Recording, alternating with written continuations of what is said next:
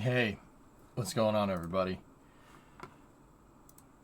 So, yeah, we're just, we're starting the day off right, with, nice cold, so if I start coughing like crazy, that's what happened. So, yeah, I'm all screwed up today. What else is new? What else is new? Late for the stream again. Not cool. But, yeah, I just woke up at I don't know, 5 in the morning and just started coughing like crazy. It was good. It's a good time. It's a good time. You should have been there. Would have been excellent. So I was going to get out here early, get Flight Simulator installed, but getting up at 5 probably not be a good idea if I'm trying to stream all the way till the launch, something that I said we'd work on. So I went right back to sleep and woke up probably about 15 minutes ago. So that's good. Yeah, I was wondering why you why you were tweeting so early. It's because I was just trying to go back to sleep. We have the Ovzon 3 launch, excuse me. That's going to Discovery, go at throttle up. Launch at 6 o'clock. So I figure we'll do space news in the middle of the stream. And then, I don't know, maybe wind down with some cities or something. Because, yeah, I'm all screwed up. I wanted to do Wings Wednesday and I wanted to get Flight Sim kind of figured out. But, yep, sick. So that's good.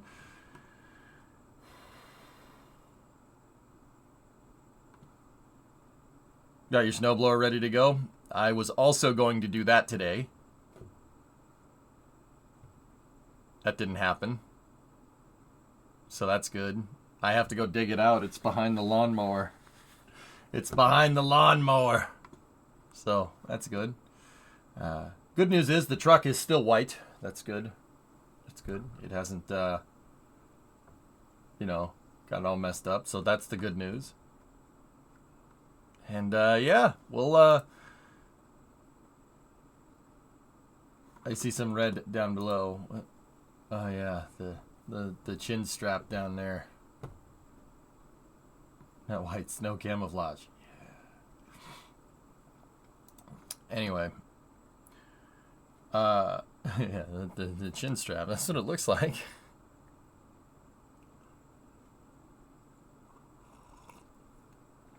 So I got some hot coffee and some fruit snacks. And let's jump into some Stationeers. So I basically had to throw what I had planned completely out the window. Brimo says, chat, should we get rid of the Hoonigan logo on top or should we try to clear coat it?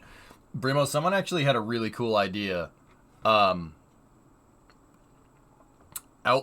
the logo, trace the logo, fix the paint, and then paint the logo back on in the exact same spot, which I thought was pretty sick. Or cover up the logo and then go ham up there, right? And then keep the logo and then clear it back in with regular paint, which I thought was actually a good idea as well. It's not the hot coffee mod, Tessa. It's just coffee. It's just regular coffee. Softcore, you know what I mean? I remember that mod. Did you remember? Remember how everybody got all mad? Like, that was really funny, dude.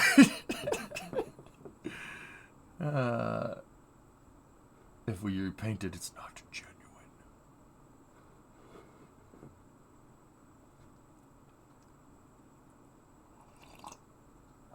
Yeah, governments got mad. They were totally cool with a game where you can just shoot someone in the face, run them over, beat up hookers, take their car, but if you have sex with the hooker, no.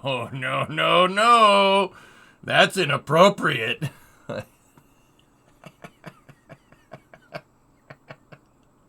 Sorry, that makes me laugh. That's where we draw the line. Like, okay. Fruit snacks do cure everything. That's why I'm going to partake in one right now. If I could just get a fruit snacks and, like Dunkin' sponsorship, we'd be like good to go, man. Could be like good to go, dog. Oh.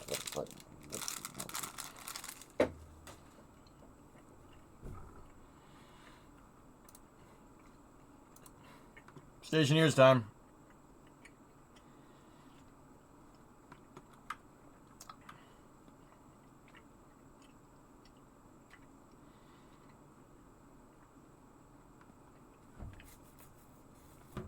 Yeah, David, that's right. Hey, Element.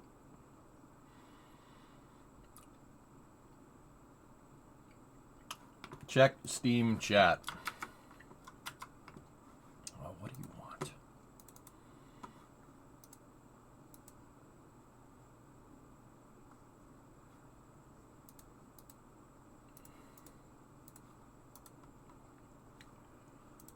Oh, I have 2 messages from public servant.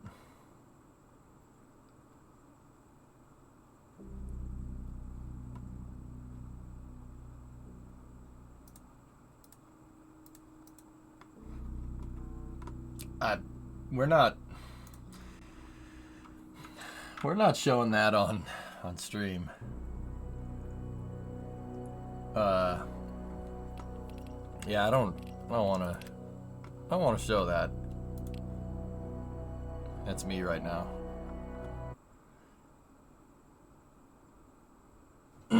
All right, we're back to our super cool base here, and I don't really remember what we were doing.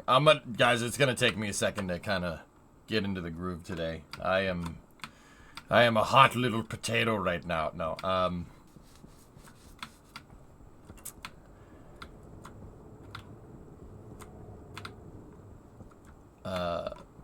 yeah. Give me a second to get going. I might just walk around in circles for a little while until I figure out what's going on. I'm a little confused by your tactics. I'm gonna keep acting tough until I figure out what's going on. Hey, look at those Whoppers. Whoppers? Whoppers are a hamburger, man.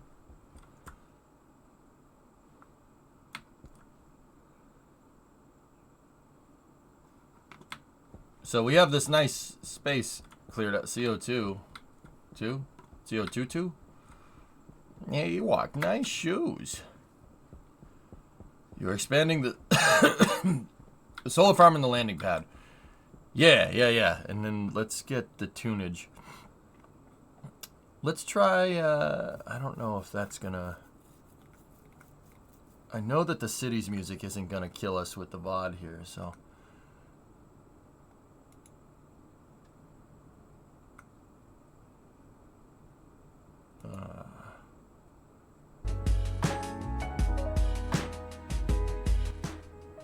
Very chill. Very chill. Start over, though. Actually, you know what? Give me that song. Give me that one again.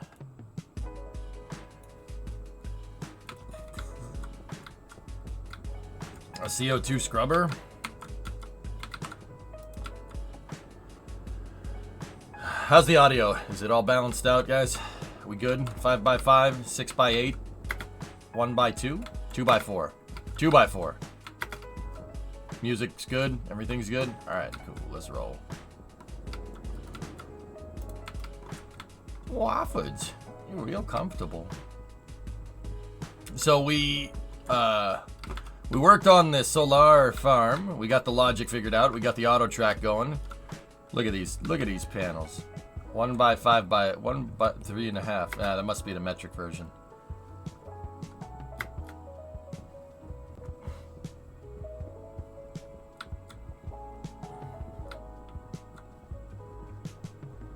We got the centrifuges doing their thing, just getting me resources. It's free real estate, free minerals for you, Jim.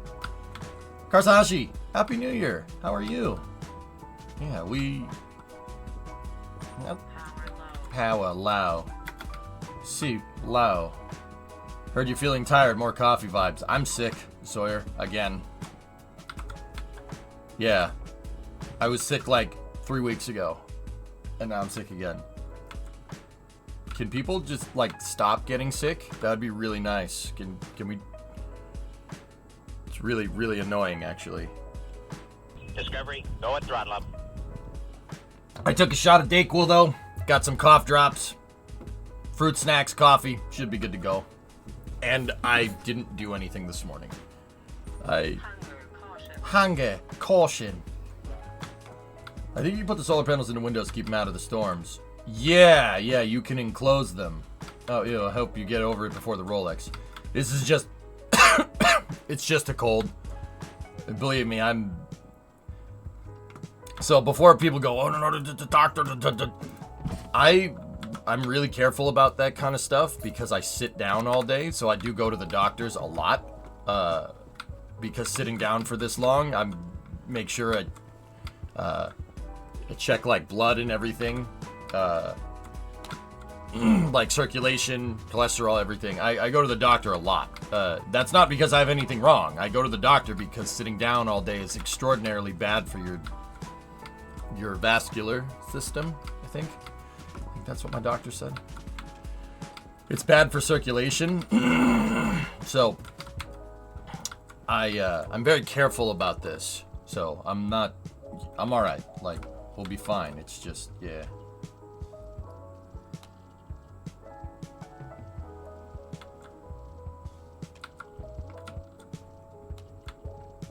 Screw the doctor, my insurance ain't good enough for that. Discovery, go at throttle up. I'm actually pretty good friends with my doctor, a family friend, so, you know, we don't have to get too crazy with it. Hey, Roderick, Prime to Tier 1. Thank you very much. You rule. Right on. Thank you, that really helps me. A lot, actually. Do we have any potat? Hey, Drag. What's going on, man? Standing desk really helped me with sitting all day issue. Yeah, zeros. Mm-hmm. Yeah, 2-slider.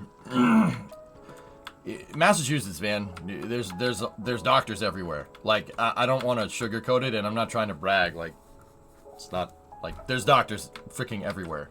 People like chomping at the bit, be like, let me diagnose you. You know what I mean? Not in a bad way, like. But yeah, there's a lot of them.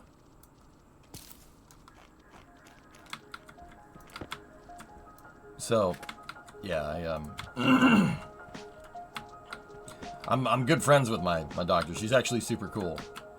And actually, I made when I had my tooth pulled, I made friends with my dentist too. I asked them what's going on, and they get really confused, and they're like, "Oh, this guy's cool," you know. I'm like, "Okay, what are you doing now?"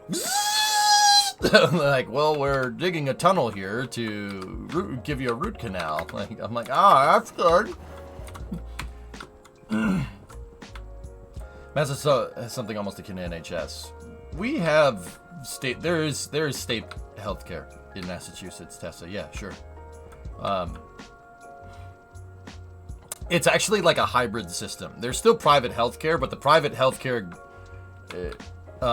so the government makes it easy to get healthcare, affordable healthcare. It's we have something called the Health Connector. I don't use it. I used to, when I streamed.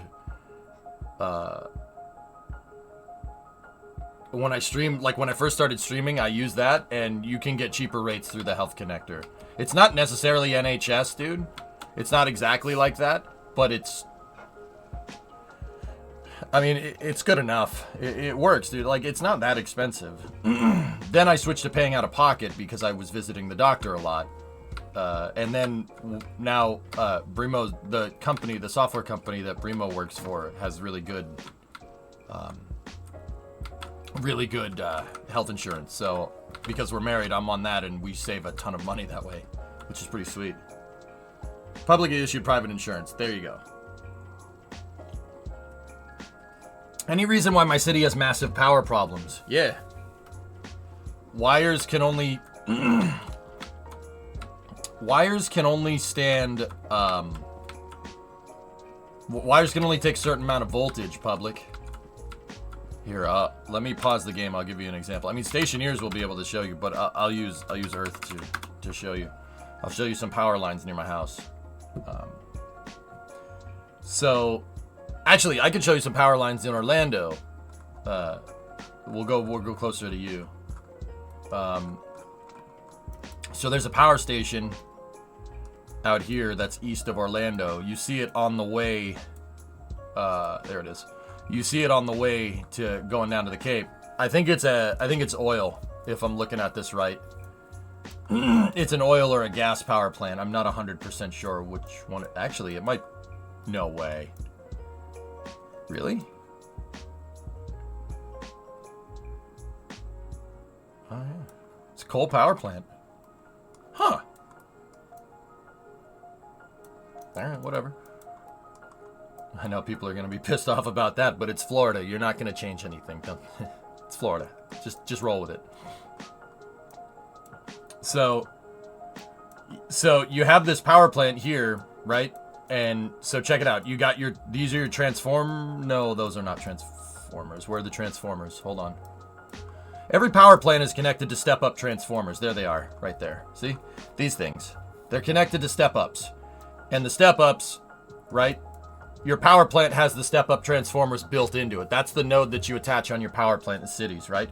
And your power lines, each power line, right? If you look, I mean, everybody's seen power poles. And it doesn't matter if it's US, Europe, Oceania, wherever. It doesn't matter.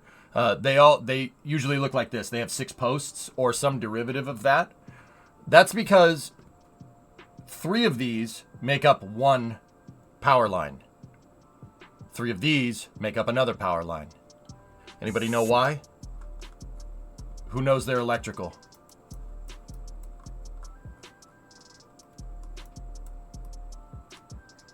You got it, Dragon. 3-phase, baby. 3-phase alternating current. That's right. Tesla. Not the car company. Tesla, the guy. 3-phase alternating is... Our civilization's entire backbone is built off 3-phase AC. So what's 3-phase AC? This might sound a little weird, but... And you can have 3-phase DC, but AC is better for long-range power transmission, right? But I'll get into that in a second. So basically electricity operates at a frequency, right? You have frequencies. And the reason why I say our entire civilization is backed off of it is because a lot of industry uses 3-phase AC. Now, why? Why do they do that? Basically, this is a really short explanation. I'm going to keep it very simple. We're not going to delve too far into electrical engineering here.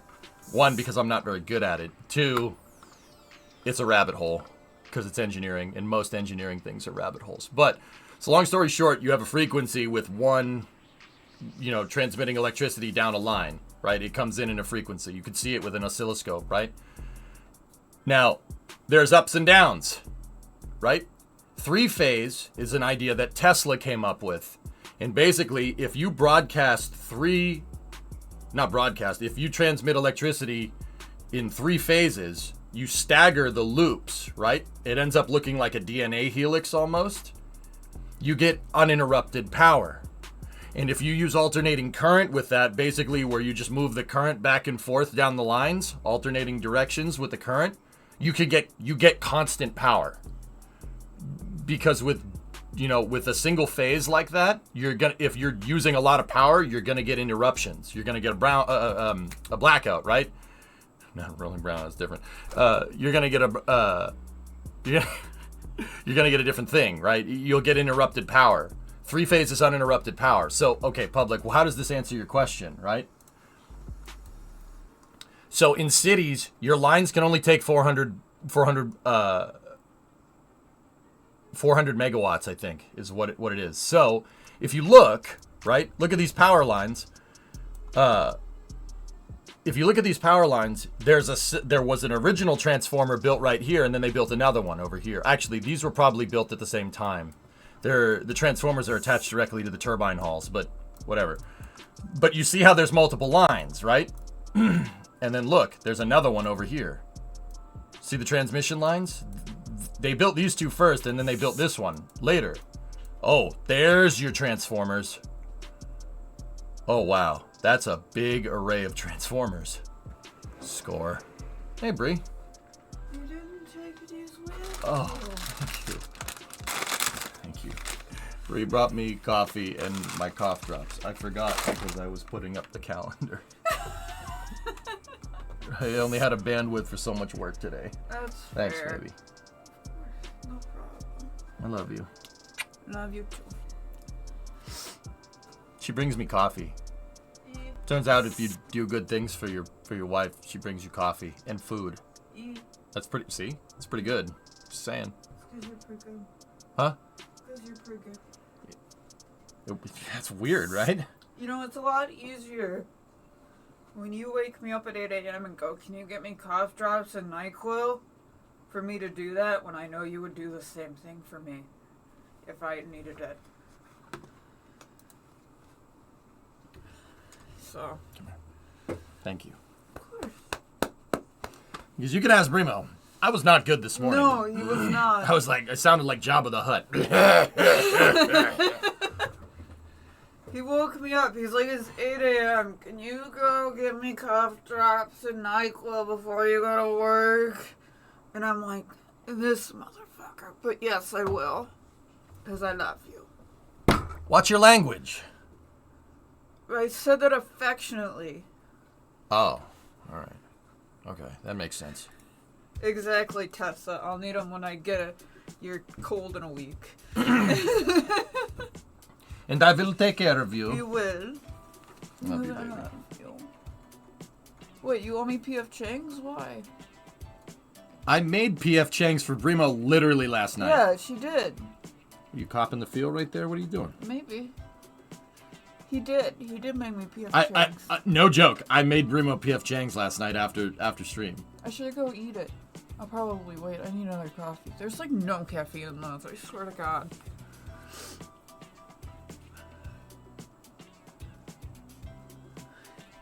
No, there isn't. There's a lot of sugar though. Oh, really? What? There's no caffeine in there? There's a little bit. It's got coffee in it, so there is a little bit of caffeine. But if it... Caffeine content, 225 milligrams per bottle. It never wakes me up like a cup of Here, coffee this. does. Try that. You're looking at the Stanton Energy Center. Cool. Alright. That's icky. This is why I put hot cocoa in my coffee. You don't like the motor oil? No, not a fan. That's actually, 225 milligrams is actually a lot of caffeine. Then why doesn't it wake me up, chat? Could be the sugar. Maybe. I mean, it depends. Yeah. Depends on your glucose. I don't know. I don't know either. Alright, I'm going back. I All right. love you. Love you too, baby. Thank you. Yeah, no problem. Let me know if you need anything else. I need you to smile. Oh, she did it! Awesome! Thank you, babe.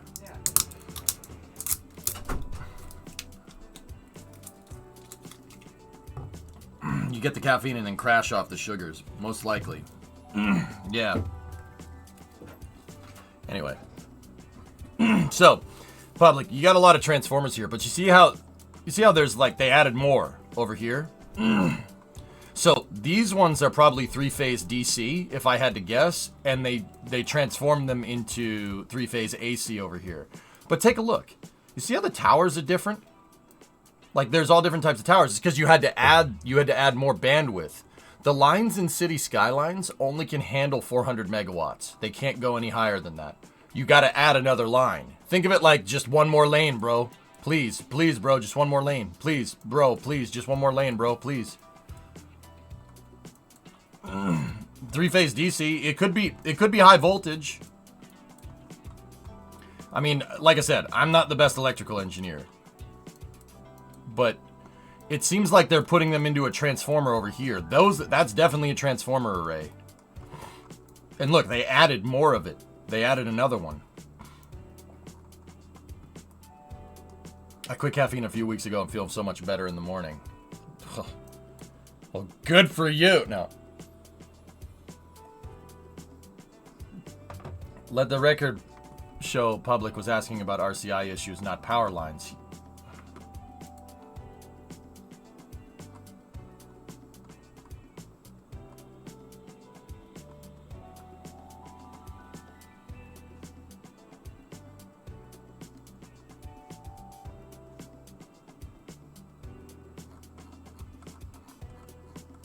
He, in fact, was asking about that.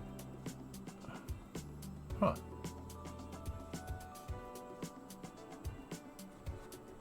Please hold.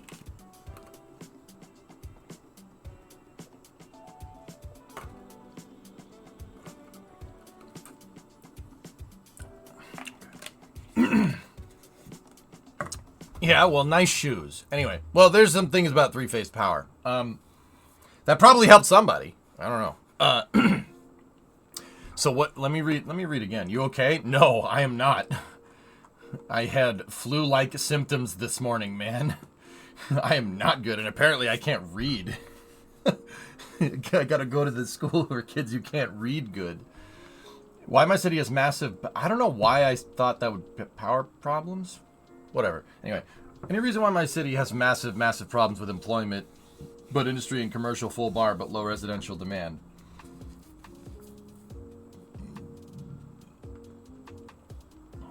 You're not zoning the right type of jobs. That's the problem that I have with East Rock. That's the problem. So it seems like in cities, dude, when you get up into the macro scale of cities, it really gets hard to manage. It's hard managing a city with 500,000 people. I dig it. I think that's really cool. But the reason why it's really difficult to manage is because the simulation is so slow, I can't see what changes are being affected. Right? So you're not zoning the right type of jobs. Keep in mind, high land value is going to want people to move in, right? People are going to want to move in, or cheap land value for industry, right? Like, people are going to want to move in, but you have to make sure you're zoning the right demographics. You're not going to... Let me think. I'm trying to think of a zoning for the right demographic.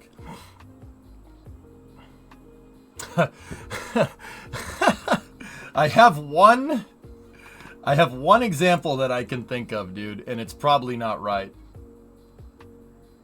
Is this Cities 2? Yeah, that's what we're talking about, John. We're talking about Cities 2. I'll get back to playing Stationeers. I have one example that I can think of. Silicon Valley, right? I was about to say, you're not going to zone heavy industry in Silicon Valley because it's Silicon Valley. Software is what you want. Like if you... Where's Cupertino? Yeah, see, look, there's the donut. Like, so you have extremely highly educated people, right? That get influx here because it's Silicon Valley, right? You're not going to zone heavy industry here. Now there was heavy industry here at one point, right? Also, oh, that thing. Look. Anybody know what that is? Well, it says it right there, but whatever.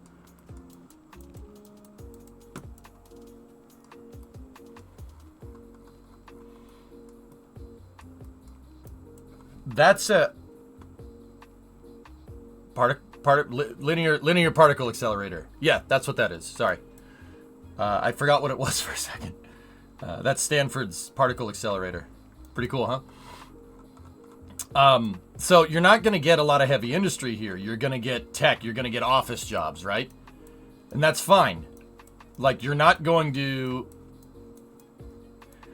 See, this is why this analogy doesn't really work, because there's one anomaly to this whole thing, but you're not going to get a heavy industry. You're not going to get a car company in the middle of Silicon Valley, but also... But also,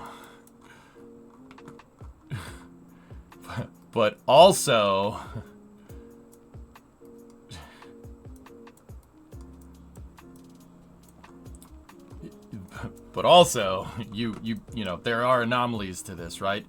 That's Tesla. That's Fremont Assembly. That's former GM Fremont Assembly. It's Tesla's main production line in the US right now. Actually, it's Giga Texas is probably going to overtake it, but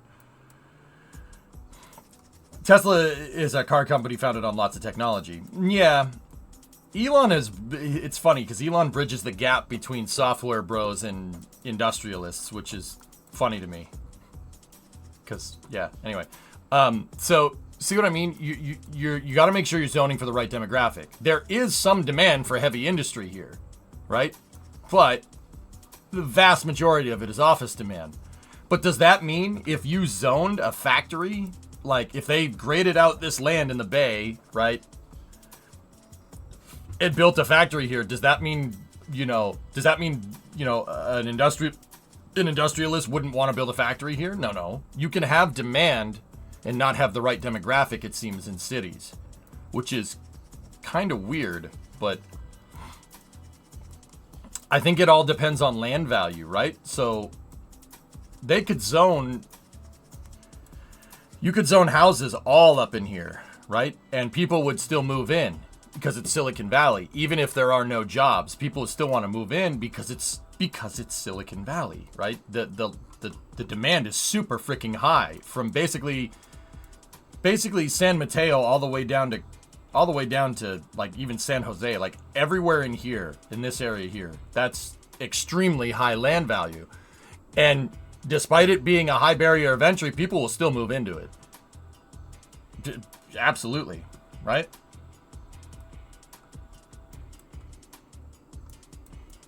The reason why there aren't houses there is because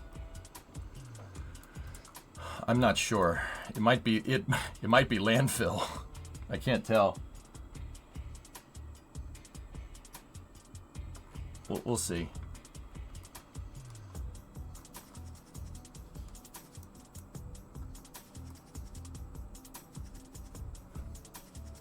Stanford land, they own tons of it. Dude, can you imagine they're just holding on to all this? So, public, it seems like you can have high demand, but that demand isn't necessarily what your city needs. In the top left corner, in the cities, like up there, you got to go down and click on the demographic where it shows your unemployment, and then 4 icons to the right of that, it'll show workplace availability. Like if you in that menu, to the one where there's like demographics, go over to the right, and then there's find the workplace availability icon. Click on that, and it'll show you open jobs for different demographics. It seems like demand in cities too is detached from demographics. We're gonna play cities after the launch. Yeah, I'm gonna do space news in a little bit, but yeah, I public, I'm not entirely sure why it does that, but also that's something with civics that I'm not 100% sure, but this is why I use Silicon Valley as an example, because it's okay, so you guys were saying Stanford owns all this, the Weekend Acres area. Stanford owns all this land. Even if they sold it and they zoned a bunch of high density residential right here, even if Silicon Valley didn't have the jobs to support that, people would still move there, right? That's the only thing I can think about. You're going to get influx because people want to live there because location, right?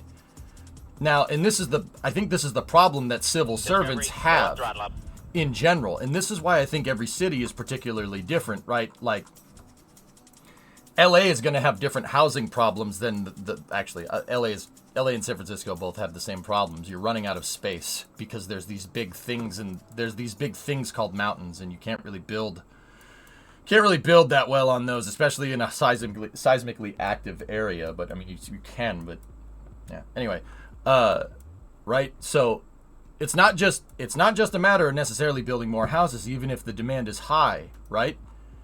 Because if you build more houses, you're going to screw your land value.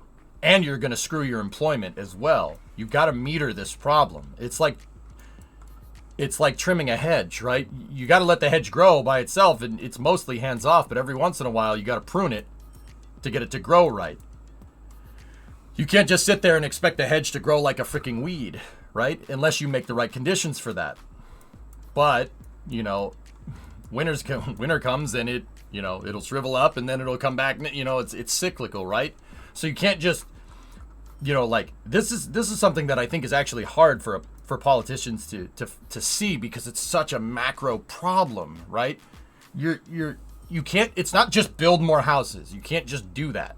I mean, you can, sure, absolutely, but you're going to create rapid influx, and that's going to screw your civil systems. Los Angeles is a good example of it. The crazy influx that happened in Southern California after World War II, from like 1945 to 1965, created insane sprawl, and that stressed all of the highway systems. And LA ain't getting smaller anytime soon, right? So the highway systems are just clogged. I will still maintain to this day that Southern California has a pretty damn good highway system. Yes, it is car-centric. I know people don't like that. I get it. Well, deal with it, right? They're building trains. That's good too, right? The highway systems in Los Angeles are pretty damn good. It's a pretty damn good design. It's just designed for half the population that LA like Los Angeles County actually has. Yeah. It's designed for half the population. That's the problem. The highway systems are great. They're pretty damn well thought out. And those highway systems were implemented starting after World War II. And then the federal highways came in 1955, right? To grow with, and they grew the city even more, right? But I will still say that LA's highways are pretty damn good. Except there's this one highway in Pasadena that's really stupid. But that got NIMBY'd. What are you going to do? Yeah, the highway literally just ends. Oops. The highway system is great. It would be fine if there were half the amount of cars. Yeah, exactly. See, that highway was supposed to connect in right here. And it got NIMBY'd pretty hard. Yeah, so there are some anomalies here and there. Dodger Stadium. One of the coolest baseball stadiums around. They just built it into the side of a mountain. Quick side note. Dodgers are going to be fire this year. And I'm a Red Sox fan, but yeah, pretty cool. And there's a missing highway through the Beverly Hills area. Yeah. Not sure if you have one at your base yet. Could you explain how to do air conditioning, cooling in Stationeers? I'm stuck with manual cooling in my grow room, and it's a full-time job. Sure.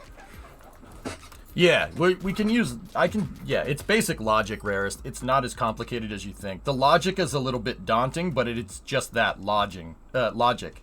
I'm thinking about housing because cities. My brain's a little scrambled today, guys. You're going to have to bear with me. But anyway, we'll jump back to Stationeers. But yeah, I think demand is detached from what your city needs, public. That's the short answer. All right, so I have a loop right here, Rarest. So we're talking HVAC here. So you see my switch turns off and on, right? Because I have this set to maintain a constant temperature, right? Yesterday I learned that during the Great Depression, the government WPA published a guide for each state, and now I want the collection of them. The AC loop has your brain hurting. Doesn't seem to work the way I thought. Okay. So, the first thing that you gotta understand, dude, in Stationeers, power and data get transmitted over the same cable. That's what screwed logic up for me so bad, dude. Like, I'm like, this makes no sense. But power and data are transmitted over the same cable. So these basically are optical cables, right? You're transmitting the electricity over them, but you're also transmitting data. That's a really important thing to understand. So, let's talk the mechanical side of things. So what do I have here? I have pipes, right? I have an active vent right here. And then I have a pipe that loops around, right? And then here is my pressure meter tap off, right? That shows me the pressure inside of the pipes. So the first thing you need, right? You have to find a way to exchange the heat, right? You got to find a way to exchange it, or else, you know, if you just have an air conditioner, right, that is just a fan, right, what is it going to do? It's just going to blow air around. You need something cold. Where is it cold? It's cold outside, right? It's cold outside because there's no pressure out there, right? So you have to find, so if I just had this attached to a vent, right, and that thing was just flipping on and off, attached to a passive vent, right, it would keep the place cool, but the battery would convect too much heat, right? And this wouldn't be able to keep up, right? You need to exchange the heat with something, right? It has to be exchanged with something, right? You can't exchange heat with a vacuum. There's no way to do that, right? Because it's nothing. You can't exchange heat with nothing. That's not how this works. That's not how physics works. So, first thing I did was I put an active vent out there, and I made a loop with radiators on it. And that part I'll get more into in a second. And that's connected to my fan, all right? So you have to find a way to exchange the heat. So what I did was we turn the active vent on, right? Yeah, doing this on the moon doesn't work because you can't radiate into a vacuum. The reason why it works on Mars, and Rarest, I know you're on Mars. I'll just say this for the record. The reason why it works here is because there is ambient gases out there in the atmosphere on Mars. That's true in real life, and it's true in Stationeers, okay? So, I pressurized this pipe. It's pressurized to 10 megapascals, that's really high. That's a very high pressure pipe. And basically what it's doing is this thing, the logic basically says that if the temperature, if it reads the temperature at anything over 25 C, right? It's going to pull some of the air in, right? It's going to pull the air into the pipe. And when it pulls the air into the pipe, the gases get exposed to those radiators right there. Those radiators can exchange the heat, right? They're a heat exchanger. They exchange the heat with the cold gases outside, right?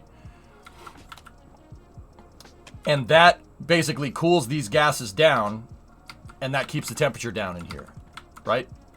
Now, also, because we're pressurizing this at really high pressure at lower temperature, right, you can get condensation, just like what happens on Falcon 9 when it goes to launch.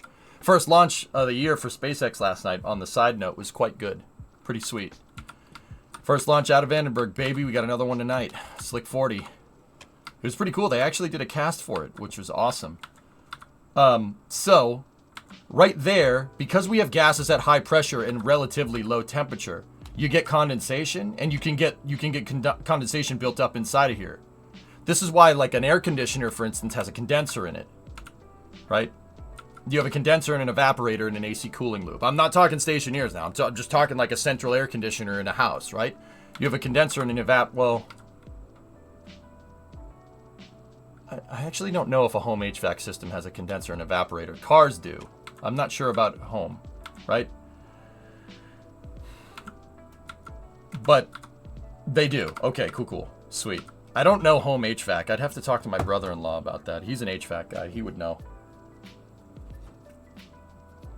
So, basically, because we don't have to worry about cooling this place, I don't have a condenser. I just have a liquid tap out here. That's what that thing is. You got to make sure that you get some way for the liquids to get out of there, right? So this thing drains the little amounts of condensation in here. You know that, like, if you have a window AC unit, you have that little pilot hole and it drips when you have the air conditioner on. That's what that is.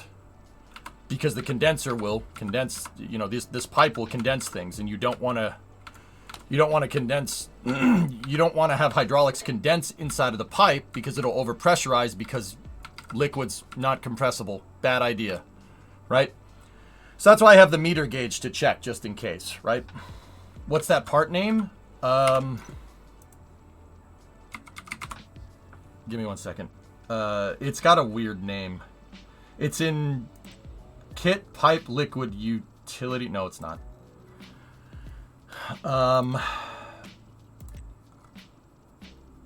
No. Yeah, here we go. It's Kit Liquid Drain, Passive Liquid Drain. I'm pretty sure that's what it is.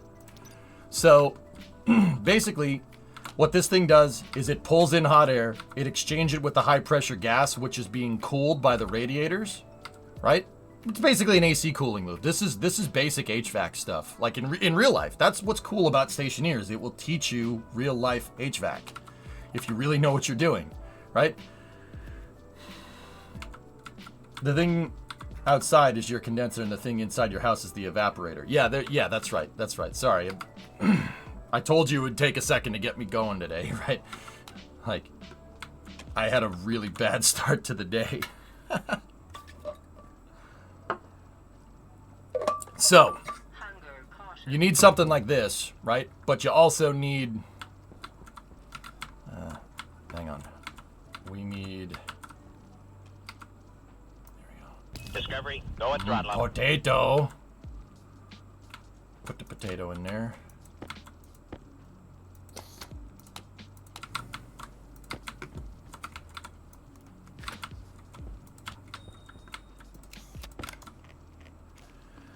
So you need something to automate all of this.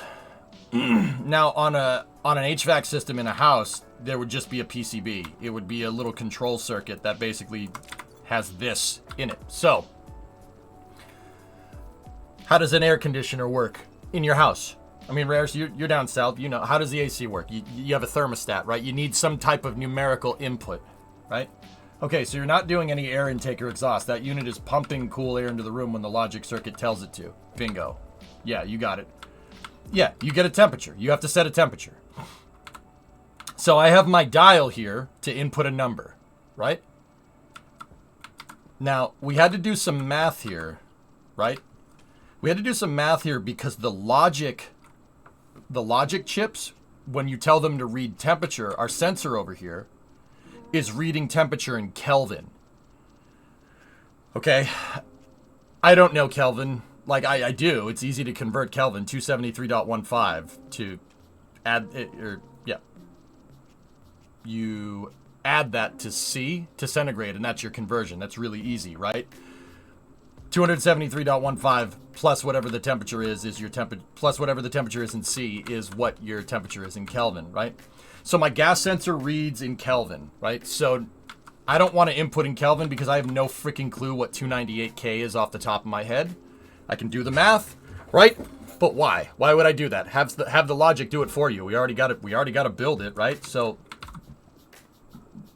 this right here, the dial, sets your this sets the temperature, right? So I want 25C, right? Now I have what's called a math unit here.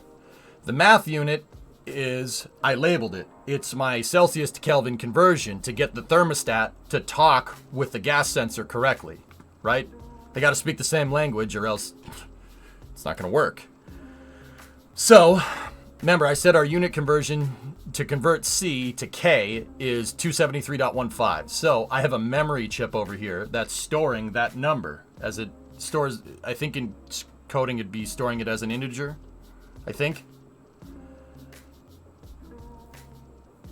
That's your constant, right? It would be a float. Yeah, okay. Float constant. All right. So the memory is basically, all that memory is basically a chip that just has a constant on it, 273.15. So we have math here, right? My math unit basically, like you have your input 1, just connect it to the dial and set your dial, set input number 1 to the dial and set input number 2 to the memory and then set the unit to add those two numbers together. Done. And then the chip needs power, and then there's a power light there. Done. It's just basic math, right? So now I have an input. Easy peasy, okay? So now that goes to a compare, right? Okay, so hold on the compare for a second. Over here, you have your gas sensor. Your gas sensor is reading the temperature in Kelvin, right? The gas sensor just gives you a number. But you need to translate the gas sensor to something that works with the logic, right? And that's what the logic reader chip is for. So this chip has an input from the gas sensor, right? And the variable that it's outputting is temperature, right? So the input, I told it to, basically I'm telling it to read from that gas sensor, and the gas sensor can read volume, pressure, and temperature. So the logic reader is reading from the sensor and it's picking up the temperature variable. Now, we have that side of the equation. We have this side of the equation. Back to your compare unit. All this does is compare input number 1, which is what the actual temperature is, to input number 2. The dial plus memory added together and compares those two numbers. You have to set that to greater. So we'll say it in plain English here. If the temperature is greater than my set dial, that outputs a signal to this thing, to a batch writer. Okay? So if temperature inside is greater than the temperature that I have set on the dial, this is going to output a signal. It outputs a signal to the batch writer. See? Temp compare. That's what I named my compare unit. It's called temp compare. So the batch writer is going to take the compare, the signal that gets outputted when the internal temperature is greater than my set value, right? It's going to pick up on that, and then it's going to output to the wall cooler, and then it's going to flip it on. Done. So basically, when the internal temperature is greater than what I have set on the dial, right? This is going to output a power on signal. Done.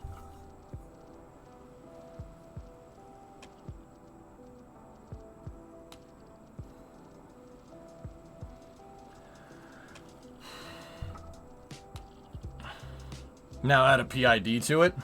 We could put a PID in if I wanted to make that not just all the time, but it's fine. How does the cooler know when to turn off, though? The compare unit is what's giving the logic for it to turn off. That it's the compare unit. So basically, it's looking for a greater, all right? But now you have endless clicking. You could fix that with more logic, sure. I don't care. It doesn't bother me. This works. And considering that those potatoes are my lifeline, because when I started this save, I brought one potato inside, right? And then a dust storm hit and blew all my other food away. The clicking is fine. The clicking is a small price to pay for, being alive. So we can set it so, it'll look for a greater variable, right? But that's more logic. I'm not the best at logic, guys. This one I understand. So the compare unit, rarest, is what's telling it to shut off. Okay? So once again, the compare unit is using greater. Okay? So if internal temperature is greater than 25C, right? It's going to output a power on signal. The second that the temperature gets to equal, right? This chip shuts off and it shuts the power signal to the wall cooler.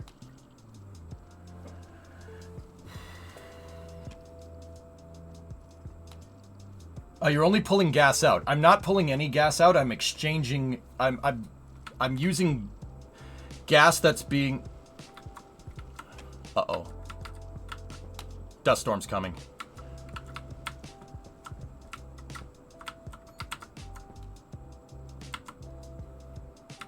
Uh-oh.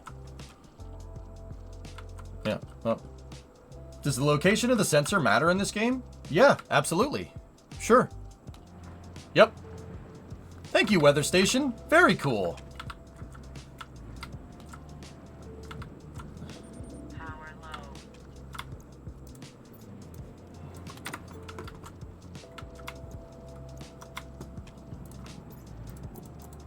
We can shut the suit off when we're in here.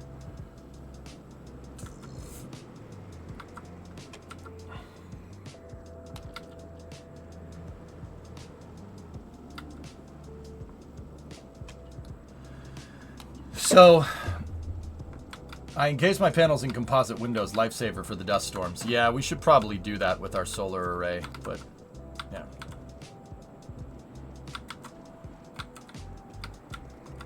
Can you write a code to make it more condensed? Yes. Mountain View, you can make a computer. You can make a computer in game and write code for it in MIPS. MIPS is what I believe the language is. There are heavy solar panels that are immune to dust storms. That might be a better option. Do you have a heater for the night? There's no need to...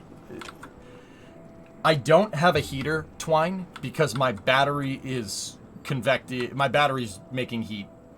The battery and the plants pumping out O2 in here make heat for me. All I need to do is cool it off.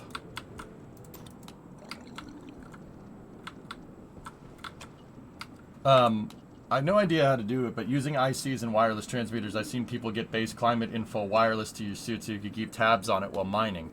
Yeah, guys, Stationeers is... Honestly, this is basic stuff for cavemen like me. you can write your own code for it if you don't want to lay out all these stupid chips on the ground. You could build a computer in game and write out the logic and then just connect it to that. And yeah, if you want a much more cleaner design. And Tepic, the location of the sensor absolutely matters. Yeah. Not so much like if I put it on the ceiling versus if I put it on the floor or anything. That's not that big of a deal, right? So you use the active vent to pump the atmosphere into the line to 10 MPa. You gotta have a gas loop, a closed gas loop in an air conditioner, right? Rares, you ever seen somebody like beat up a refrigerator and hit the and decompress the Freon? You have to have a compressor. Yeah, oh yeah. That's how you exchange all the heat. All that gas inside of a compressed line, there's more gas in there to exchange heat with. So yeah, you have to, this is like a refrigeration line. Now, here's the crazy part about Stationeers. What you put, certain gases are more conductive of heat than other gases in real life. And the same is true in Stationeers. If I pressurize this with, if I figured out a way to pressurize it with like nitrogen, for instance, you might be able to get a little bit more of an efficient cooling loop. That's why gases like Freon and R134 and HF134A and R12 and stuff, that's what those are. They're a gas compound that is specifically designed for pulling heat out. Like, that's why people get, like, Captain Planet gets mad at you if you have an old R12 air conditioner system in your car and you vent it to atmosphere because it's a greenhouse gas. But that greenhouse gas is super good at conducting heat. That's why old cars with air conditioners in them, like factory AC on like a 75 Chevelle or a 74 or 73 Chevelle, like those ACs stay cool for decades, man. Right? That's why, because they're using a gas compound that is a lot better at conducting the heat, but it's very bad for the environment. That's why those old G refrigerators stay cool, keep stuff cool for decades. You know, those Fallout style refrigerators, right? Yeah, because the gases that they're using inside are way better for this type of application, but also you don't want to screw up the planets. That's why we have the refrigeration gases that we have now, like yeah, R134, green gas, stuff like that. If you play Airsoft, you know what I'm talking about. R1234YF is the new hottest. It also explodes. Nice. My parents had one, lasted for 42 years. Ever hear about the hole in the ozone? Yeah, the old gases did that. Yeah, exactly. Yeah. Mm-hmm. Yeah, that's why people get mad when you vent that to atmosphere. It's not really good for it. R290 is Hank Hill's favorite refrigerant, boy. Are there missions like in KSP that you can get in Stationeers? Stationeers is very open-ended, Sun Temple. You make your own goals. My goal basically here is to survive and thrive on the surface of Mars. And teach people about physics while we're going on. While we're going on doing that. The 80s and hairspray is what caused the ozone. I believe that. There was a lot of hairspray around in the 80s, Tessa. I only came in at the end of that party, you know what I mean? I was only around for 2 years in the 80s, dude. But I came late to that party, but from what I can surmise, yeah. Oh yeah. R290 is literally propane. Well, the cool thing is that, yeah, propane is good at absorbing heat. You can use that. You could use propane in a cooling loop. Sure, absolutely. You can use butane in a cooling loop if you really want to, or you could burn it. You could use oil to lubricate a car's engine, or you could use it as fuel. Like, just because, propane is like a fueling gas typically doesn't mean you couldn't use it in a cooling loop. It's pretty good at that too. The best part about those of us with receding hair, no spray needed. My guy. 80s hairspray cans were full of CFCs and they, ooh. Yeah, that's the cool thing about physics. Like, liquid oxygen, for instance. We like rockets here. Liquid oxygen is used as an oxidizer in rockets. But you know what has a bigger demand for liquid oxygen than rockets? Hospitals. Hospitals use LOX for all kinds of things. cooling. They use it in medical equipment. I don't know the exact application, but hospitals consume more liquid oxygen than a rocket does. Crazy, right?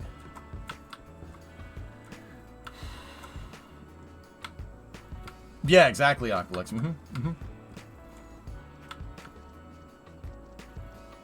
Yeah. Rockets are more important than a hospital, though. I'm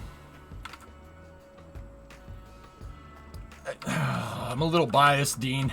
So yeah, I'm inclined to agree with you, but also I think it would be an extraordinarily bad take for me to be like, oh yes, we should just take all the locks away from hospitals and use it with rockets. I don't think that would be a smart thing to say. But also, the space guy, you know, kind of biased. But no, don't. We can do both of those things. So yeah, the cool thing in Stationeers is that you can do stuff like this, dudes. You can make an air conditioner, right? Or you could just fabricate an AC and put in the right filters and have it air conditioned. But yeah, I like building your own stuff is cool. Yeah, like it exactly, right? Yeah. No, that's we hospitals should use locks, but so should rockets. So you guys are looking at that the wrong way. You know, the right way to look at that is that, you know, hospitals need a lot of liquid oxygen and rockets need a lot of liquid oxygen. If hospitals are already using a lot of liquid oxygen, right, that means the base for liquid oxygen, the industrial base for liquid oxygen is a lot higher, right? That makes it more accessible for rockets to also use. And if, you know, like for instance, SpaceX lowers the price of launching stuff into space, right? That means they're going to launch a lot of rockets, right? And that will increase our lock space even more and potentially bring down hospital costs, right? It's all symbiotic, guys. It all works together. We're all intertwined here. It's not one or the other. That's a really like weird way to look at it. If SpaceX increases the base for building liquid oxygen, the price of liquid oxygen comes down because you need to mass produce it to build a lot of rockets, right? Or to launch a lot of rockets, right? So that means potentially that hospital bills could also come down. Right? Like that's the 5-head way of looking at that. We should play Stationeers as an alien or a robot. Lots of fun. Yeah, maybe. That's fantastic. Thank you. Yeah, all good, man. It's just basic logic, dude. You got it. So, Rares, this is something that software engineers do. It's called rubber ducking. And you've seen me do it in KSP many, many times. Sometimes I just sit here for hours with you guys and think about exactly what we need to make. You'll generally see me swinging the camera around in the SPH to figure it out. I'll be like, I don't know what I want to make. I don't know what I want to make. I don't know what I want to make. We got to figure out exactly what we need. Blah, blah, blah, blah, blah, blah, blah, right? Blah, blah, blah, blah, blah, blah, blah, blah. You know what I mean? So, that's called rubber ducking. It's basically when you specifically talk out loud and try to explain your problem to yourself. That's the best way to figure out the logic because it's just plain English, right? We have a dial. We set the dial at 25. The gas sensor reads in Kelvin, so we need to change the dial from C to Kelvin. So we need to add 273.15 to whatever our dial number is and then compare the two together. If the gas sensor is higher than the dial, send a power output signal to the wall cooler. Done. Just plain English. And once again, there's something in the game called IC. IC is basically where you can write the code for this thing. You can write code in the game and you don't need all this logic out here. Rares, I don't know if you know this. This is hard coding. All right? This is called hard coding here, as opposed to soft coding. That's the difference between hardware and software, right? Hard coded means you really can't change it. I mean, you can change some things here, but this is like hard coded is like what you'd see on a motherboard, for instance, like a math processor or the main processor, 24 pin. That's all hard coded, right? BIOS is like, that's basically stuff that's hardware, that's physical, that you really can't change, right? So we hard coded we have a hard-coded memory number there, right? And we could change it, but that's hard-coded into the design. If we had software, right, we could just type on a computer and change the number, right? But this is all hard coding right here. That's what logic is. IC is industrial capacity, Hearts of Iron 4. Oh, Heart, you're making me want to play it, dude. Heart, we'll play Hearts of Iron. I want to play Hearts of Iron again.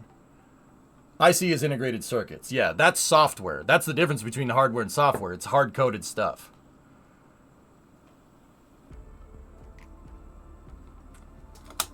Screw it, Heart. We'll play Hearts tomorrow, I think.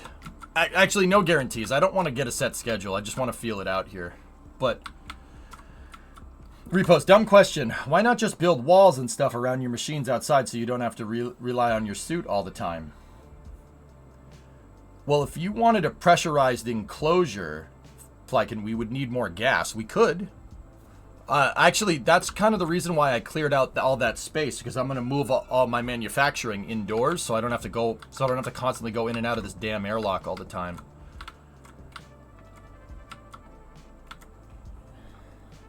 The machines do generate fumes, though, so we would need a more sufficient HVAC system. That's kind of the reason why I'm like, I gotta sit here and rubber duck out how I'm going to do everything first. Yeah, Sneaky, the base is coming along fine.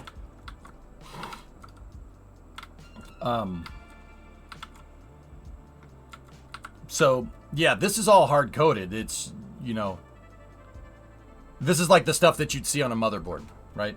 They're like an air conditioner, right? A PCB on like an air conditioner is basic logic. It's not like a computer on there per se, right? There is some there's like basic digital processors on like a PCB, like a real HVAC system.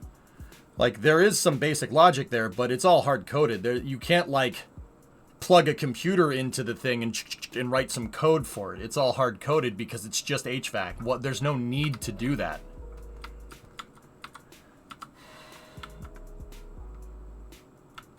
There's no need to, like an air conditioner doesn't need software behind it. You can just hard code it onto a PCB. It's just temperature is high, set temperature lower, or set temperature higher, and then that's it. Yeah. Modern HVAC has a USB diagnostics port. Of course it does.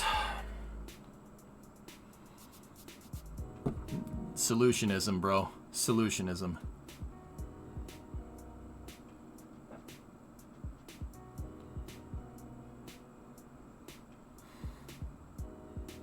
There's no need for a computer. There's no need for software on any HVAC system ever. That's just somebody being like, "Oh, I see that nobody's made software for an HVAC. I can make a lot of money making software for HVAC instead." Oh yeah, we should do that. Yeah, that's a good idea. No, that's solutionism. I hate that. That's super annoying.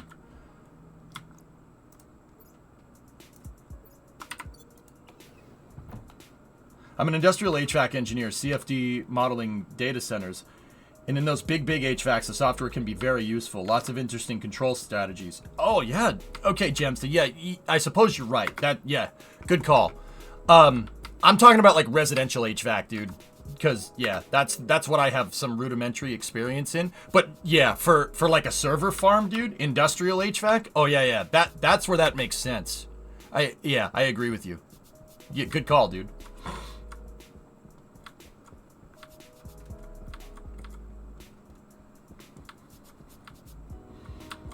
Yeah, dude. CFD modeling data centers. Dude, that's sick, Jamsta. That's awesome.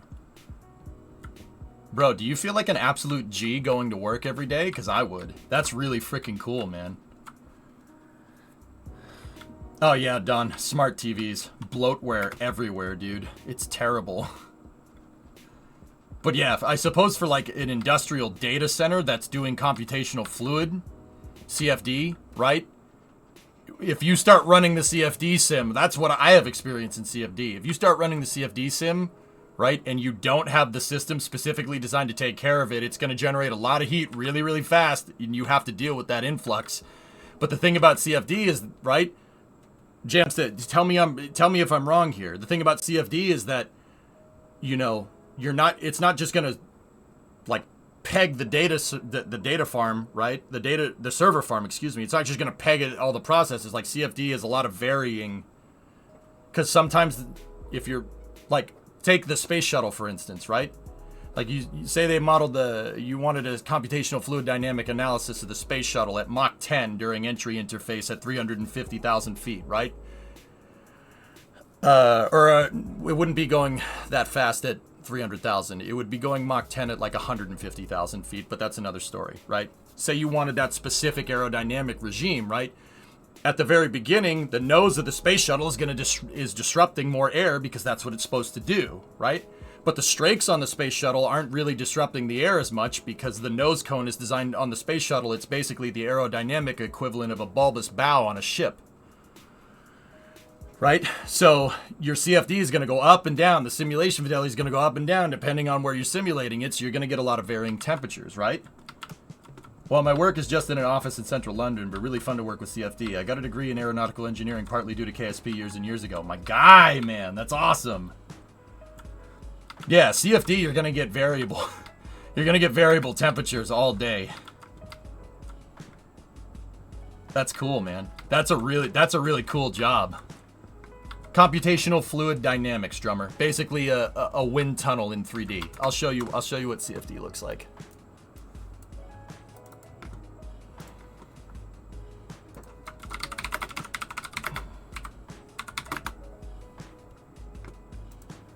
CFD is what aerospace engineers use to model. If you want to really nerd the frick out, it's used to model Navier-Stokes equations. Because believe it or not, yeah, this is going to sound stupid. It's going to sound really stupid. We still don't know exactly why air does what it does when something flies through it. Like, there are things you can understand, like a wing is going to generate lift, etc., right? But there's these things called Navier-Stokes equations, and basically whoever figures out like 100% high fidelity aero simulation model and solves like Navier-Stokes equations is going to make a bajillions of dollars, because we can't really figure it out. Long story short, like, you're never going to know exactly how something is going to fly through the air until you either A, test it, right? Or B, build some flight hardware and go and fly in aerospace engineering. It's crazy. Yeah, real-time CFD would be the holy grail. Exactly. The best thing we can do is prototype what we think it's going to do and find ways to do rapid prototyping, and that's where computational fluid dynamics comes in. Yeah, this is like the space shuttle in a certain flight regime. Judging by the angle of attack, this is probably somewhere in the supersonic regime, if I had to guess. I don't know. Let me check. So this is done by Dr. Moritz Lehmann. This is a 10 billion voxel lattice Boltzmann CFD simulation on 4 AMD Instinct ML250s, simulating 108,000 time steps. Do we have anything about the shuttle's regime here? Grid resolution here is 60 times bigger than the largest space shuttle CFD simulation ever done by NASA. This is actually super cool, guys. I'm going to link this up so you guys can check it out. Yeah, FlowViz in Formula 1 is real-life testing. So, once again, in aerospace engineering, right, we don't know exactly what's going to happen. You can't just make a wing and know exactly what it's going to do. There's no mathematical way to figure that out. And once again, that's like a huge, in aerospace engineering, it's very strange. Like, you wouldn't think, right? But because you can't exactly figure it out, you can't be 100% sure exactly what it's going to do, right? You use CFD to kind of visualize it so you can get a better understanding, right? And then in aerospace, you do a simulation of it, and then you'd make hardware and go and test it. That FlowViz, Rojo, in Formula 1, the flow visualization, they basically put some green paint on the Formula 1 car. They put some green paint on an F1 car when it's driving around, right? And the green paint kind of shows where the air is going. It visualizes where the air is going. That's used to validate the CFD, right? Because once again, you can't be absolutely sure what's going to happen with an aerodynamic sim. Like, you can't prove it exactly with math. We don't know how to do that, right? But that doesn't mean like, oh, aerospace engineers are full of crap, they're shooting from the hip. No. Just because you don't know exactly what's going to happen means that with aerospace engineering, the testing regime gets a lot crazier, right? So you get stuff like FlowViz, you get stuff like wind tunnels, you get stuff like CFD, right? And what you do is you do the CFD, and then you go during testing, Formula One testing, which is going to be happening in a couple of months now, right? The FlowViz is there to validate the CFD, to make sure their simulation was accurate to real life. And if it quantifies what the CFD is doing, right? That means your your computational fluid dynamic, your wind tunnel analysis, your simulated wind tunnel analysis was right. That's how aerospace engineering works. You don't know exactly what you made, so you got to build it, or you got to simulate it, you got to test it somehow, and then you have to build flight hardware. You got to test that, and you got to make sure all three of those things are right. NASA does insane amounts of CFD7. Oh yeah, NASA is like championing fluid dynamics, and basically they do as much testing as you possibly can on the ground, and then do one flight test to corroborate their test results. That's what Artemis 1 was all about, dude. That's not a bad way to do things. Make sure all the T's are crossed and all the I's are dotted. That's not a bad way to get stuff done. The problem with doing testing like that is that it takes a really long time.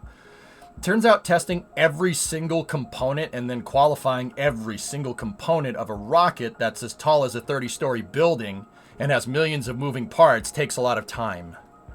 That's why SLS takes a long time. That's what it takes a while. Even SpaceX with their rapid prototyping still takes a while, right? Still takes some good time. Even SpaceX with their industrial base and institutional knowledge, they started really building hardware with the Starship program in the modern iteration that we understand it in 2018, and it's still taken a lot of time. This is with the entire full like institutional knowledge might of SpaceX with Elon behind them, right? It's still taking time because it's complicated stuff. There's only so much testing you can do before you actually have to go and fly something. Here's the thing though, right? In the manner of SpaceX, you're much more likely to have a failure because they're going so fast, right? That's why, IFT-1 and IFT-2 didn't really end well, right?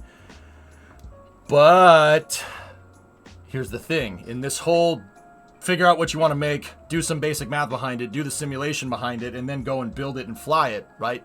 SpaceX, instead of like going iteratively through step 1, step 2, step 3, like what NASA does, SpaceX does, okay, step 1, step 2, step 3, didn't get the result that I want. Repeat, step 1, step 2, step 3, repeat.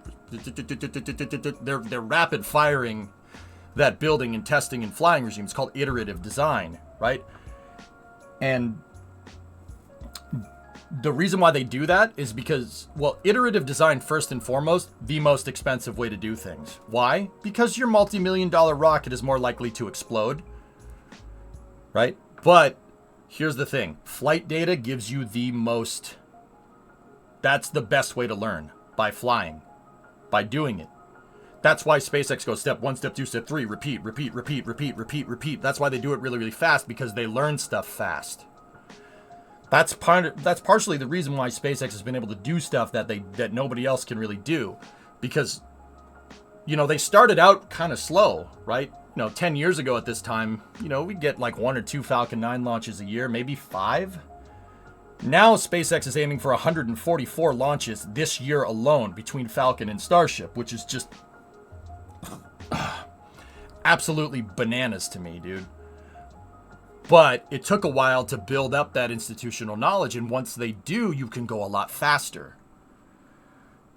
But yeah, CFD is, computational fluid dynamics.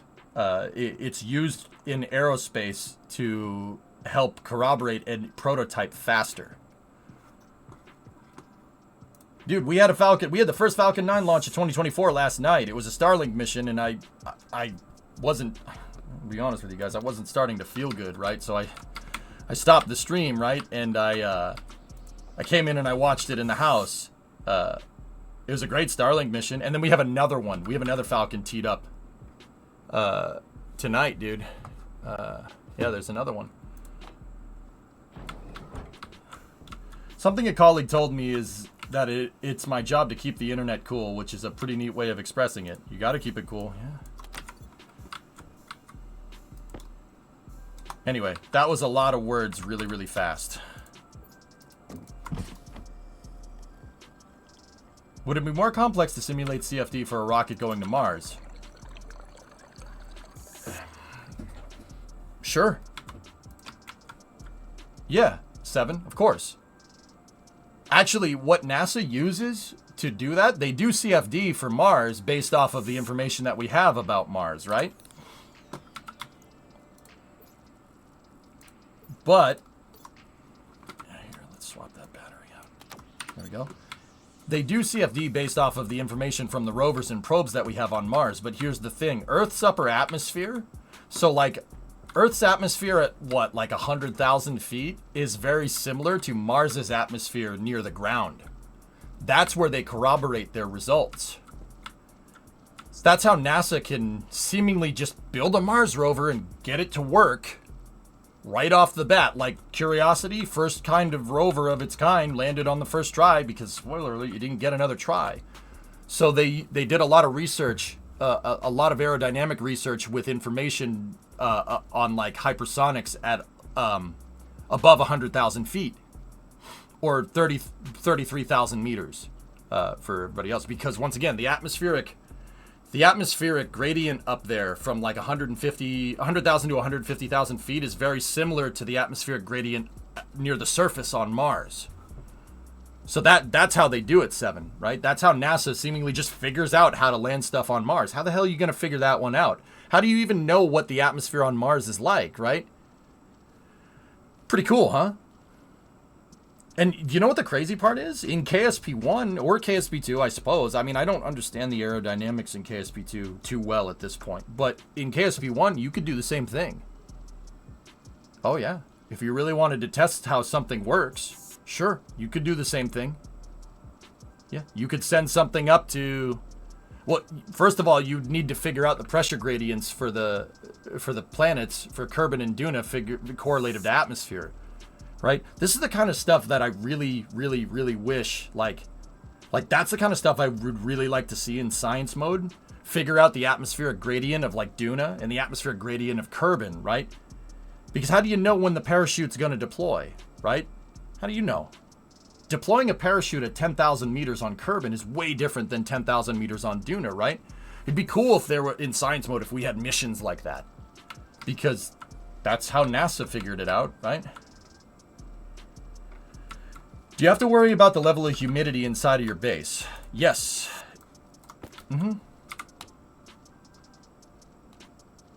The humidity is... It's very low humidity in here. Yeah, very low. Liquid, Na. There's not much... There's not much in here. Yeah, there's no water vapor in here. It's extraordinarily dry in here. That's probably because I'm pulling all the... I'm using the cooler to pull all the heat out. So, if I made an enclosure and put some water in it, you can create water vapor, right? You could do that, and you could make it humid in here. That might be better for certain plants, but the potatoes don't care.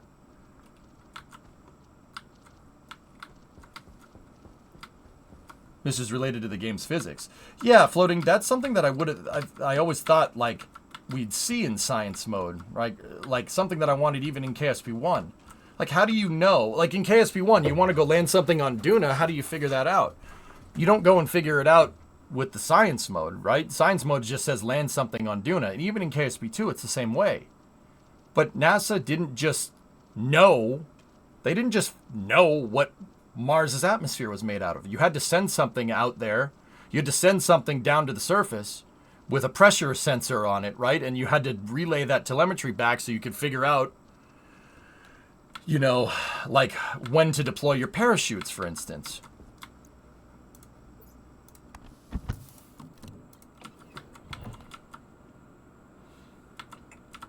Right? That's what I think That's where I was kind of hoping KSP2 Science Mode would go. Because the implementation for KSP2 Science Mode, the way it's set up with mission control and R&D is fantastic. It's really good.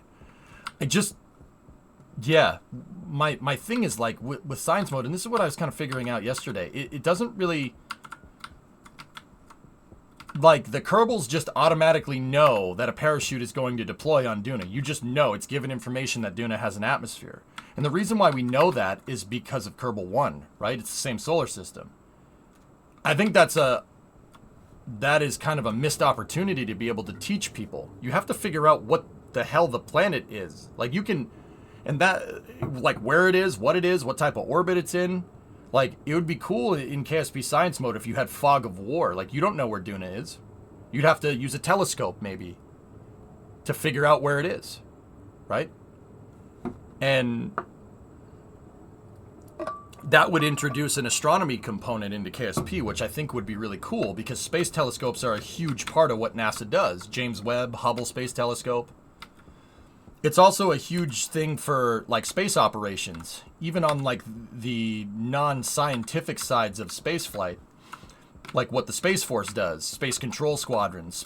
The Space Force has entire deltas, which are basically the Space Force equivalent of, like, a battalion, right?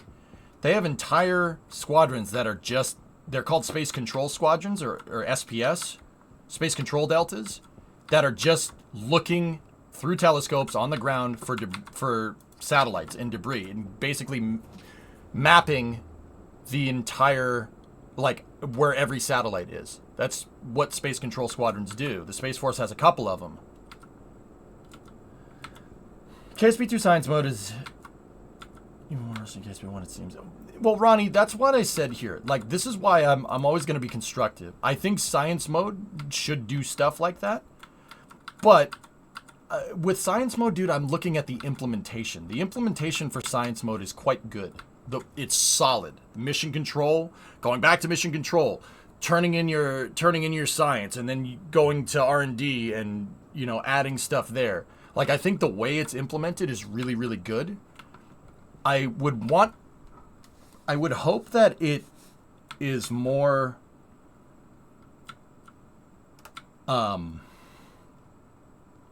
like, tweaking. Basically what I'm trying to say is tweaking the missions is not going to be difficult. The implementation is really what I was looking for with KSP4 Science, and it's super solid.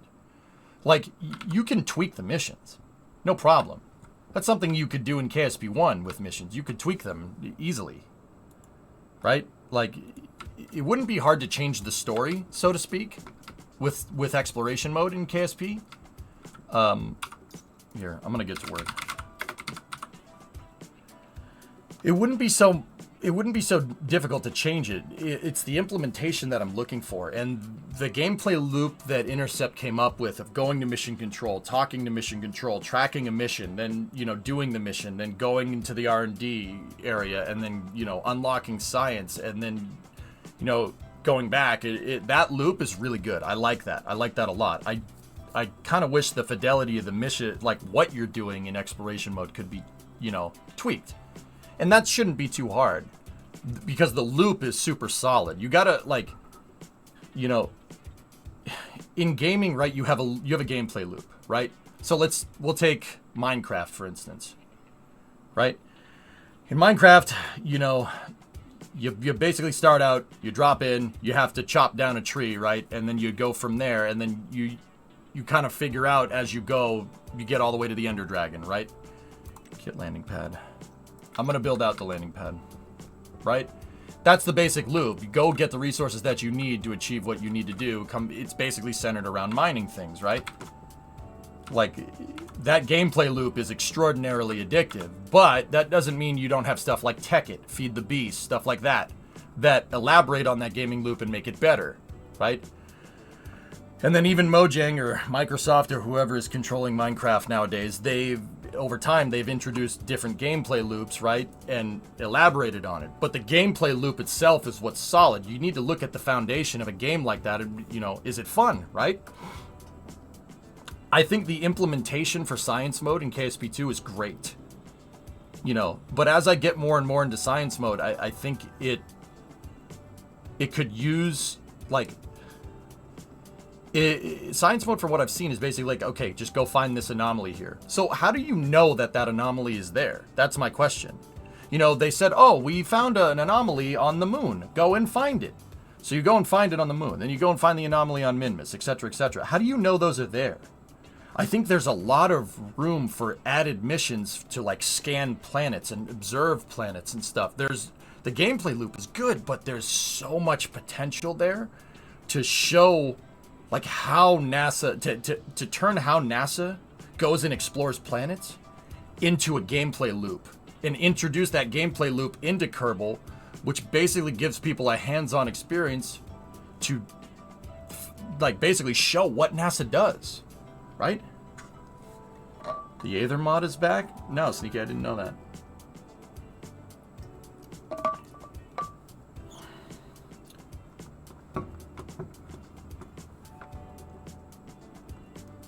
Could you use KSP data and put it in a CFD simulator to see if your Kerbal rocket performs well in game? Kerbal doesn't use CFD for aerodynamic simulation.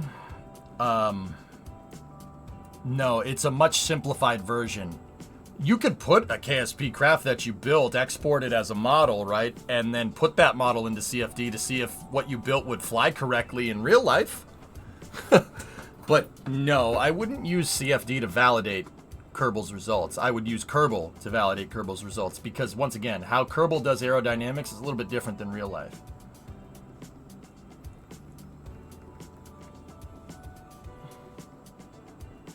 That can conflict with the weird obsession the devs have with rushing crewed flight. Yeah, Biz, but once again, it seems like Intercept... You're right, you're right, and I don't think that's correct. I think you should really focus on probes and stuff first.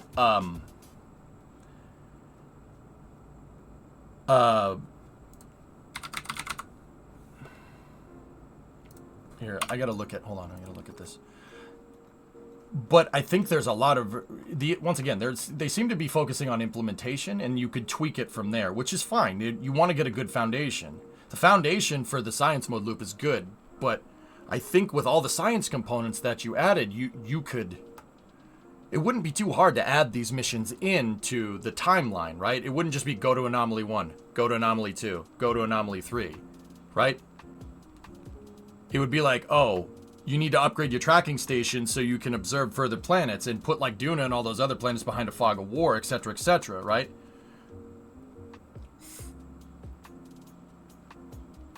Analyze Kerbin's atmosphere. Use it to design better rockets. Launch a telescope to analyze Duna's atmosphere. You don't even need to launch one floating. Just incorporate that gameplay mechanic into your into upgrading your tracking station. You upgrade your tracking station finds Duna. You upgrade your tracking station finds Jewel. Your tracking station finds Elu. It finds Drez, right? Like, this is what I mean. You could build all of everything what I said. Everything that I just said could be built into their science mode gameplay loop, and honestly, that's what I'm going to go and suggest that to them, and you know, maybe I'm shooting from the hip. Maybe they'll tell me I'm stupid. I probably am, but see, that's the potential that I'm talking about. You really could go ham on this. I get what they're going for. They don't want people to stress over losing Kerbals because KSP isn't supposed to be high stakes. This is probably one of the casual versus super nerd player things.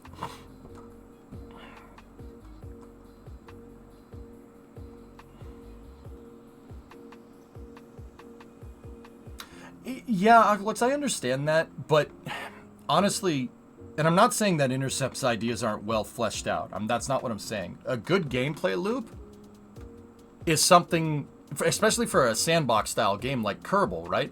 A good gameplay loop should be challenging for any player at any skill level. Minecraft, for instance. There are hardcore Minecraft players, right? There are people that put in tech at Feed the Beast, whatever that one that has like all the gears and stuff. I forget what that thing is called. What that mod is called for Minecraft. Like, it really is scalable for the difficulty level that you want. Create, that's what it's called. Right? If you have a good gameplay loop, the gameplay loop should be simple, but that simplicity should be scalable for players with different skill levels. Another game that does that is Fortnite or Tarkov. Tarkov is pretty straightforward. There's another guy over there. Shoot him in the face. right? Like, pretty simple, pretty easy to understand. But, you know, there are other components to that. Like, that's what I mean. If you're building a game nowadays, you really need to hone those ideas out. Like, that takes time, right? That being said, if they didn't want people to stress, they shouldn't have the Special Four as active astronauts. Stationeers, don't die. Bingo. That's what makes these games so freaking good. Alright. So we're going to expand our landing pad now to see if we can get some better ships so I can stop eating potatoes. So what did I do? I built an expansion area for the pad here. You know what I want to do? We're going to take this pad apart and I'll build out a new one. Because apparently there's like different markers and stuff. You can build straight diagonal, landing pad cross, landing pad center. Yeah, we're going to need to change the center of the pad and we're going to need to change the lines around it. Yeah, I went Mark Watney by accident, Orion. Simple cooling loop is doing the trick. Thank you. I definitely overbuilt it, but it's doing what I want. Yep. And then, like, Rarest, you know the drill, dude. In engineering, it's I need another potato. I think I have one on me. Pressure critical. Oxygen critical. In engineering, it's easy to build something that's difficult.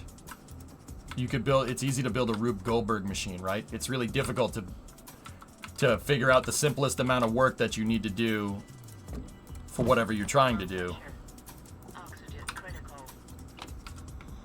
6x6 will land any size. All right, what are we at right now? 5x5. Okay, let's expand our landing pad here. Let me grab a potato here.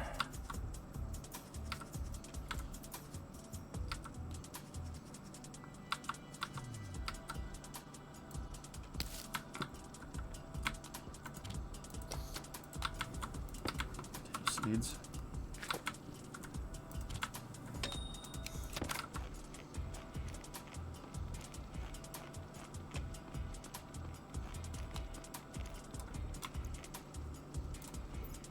Okay. We're gonna have to go outside. We're gonna have to do a lot of work outside, so let's just make sure power is good. The CO2 tank. Oh yeah, we gotta. Okay. Put the oxygen tank in there, vent the CO2 tank, and the plants will just convert that to, I opened up my CO2 tank in here, to give these babies more,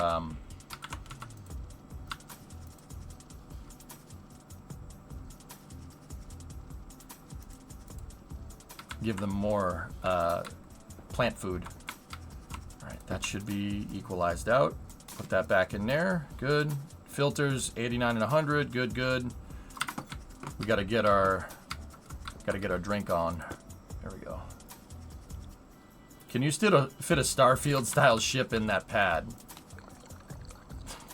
Maybe. Okay, cool. We're gonna be outside for a little while, so.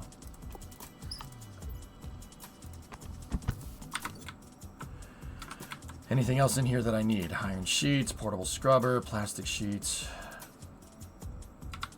Okay.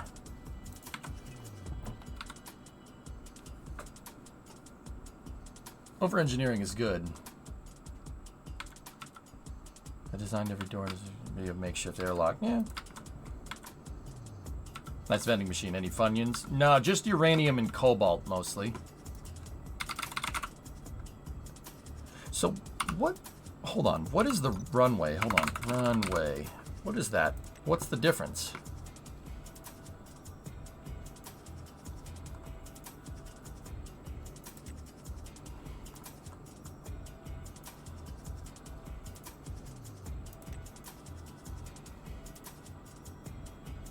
Not even fruit snacks? Well, I got fruit snacks for free.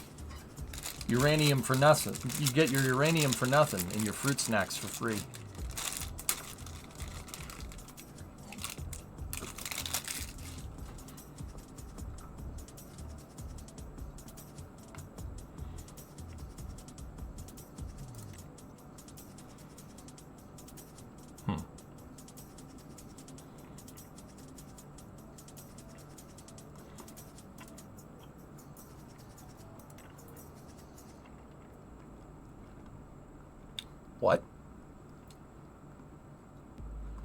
Taxiway?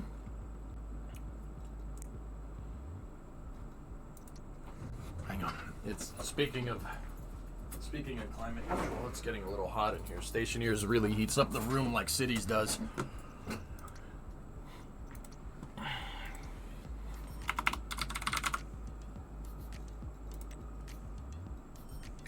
Alright. So we're gonna need steel sheets and landing pads.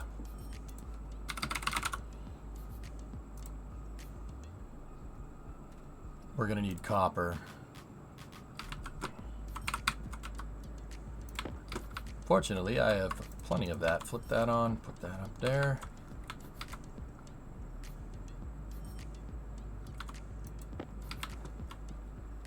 All right, we're gonna need to move the center around here. So 1, 2, 3, 4, 5. You guys said we're looking for 6 by 6. So let's make some steel frames too while we're at it. I kind of want the landing pad to be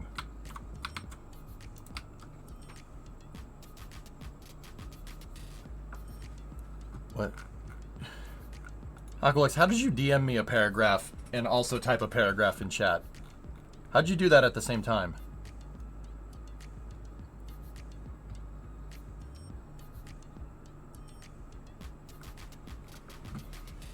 Oh, that was long ago. Oh, it just popped up on my phone. I'm like, how did you do that? You bot? You bot, boy? I'll mark that as unread. I'll read that later. He's magic. He's a mystical wizard. Heck, I'm in. I said it before and I say it again. You need an exhaust fan on a thermostat for the office. Yeah, God, we actually something like this would be super, super useful. How would we make that in real life? I'm sure I could figure that out. We're experiencing Aqualexception. Alright, steel.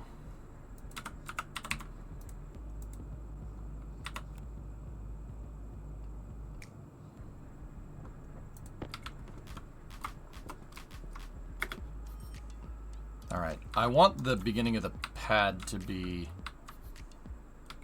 it's kind of close. I don't want it to be close to the solar panels. Let's build out a bigger landing pad over here.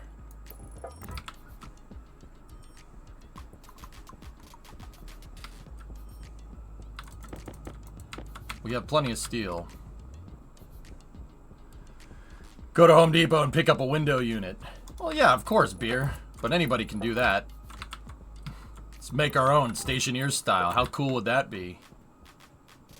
That's more fun in my opinion, man. And I don't know if you noticed, brother. I got a thing about making it a thing to understand how stuff works. You remember that show on History Channel, How Stuff Works? I was obsessed with that.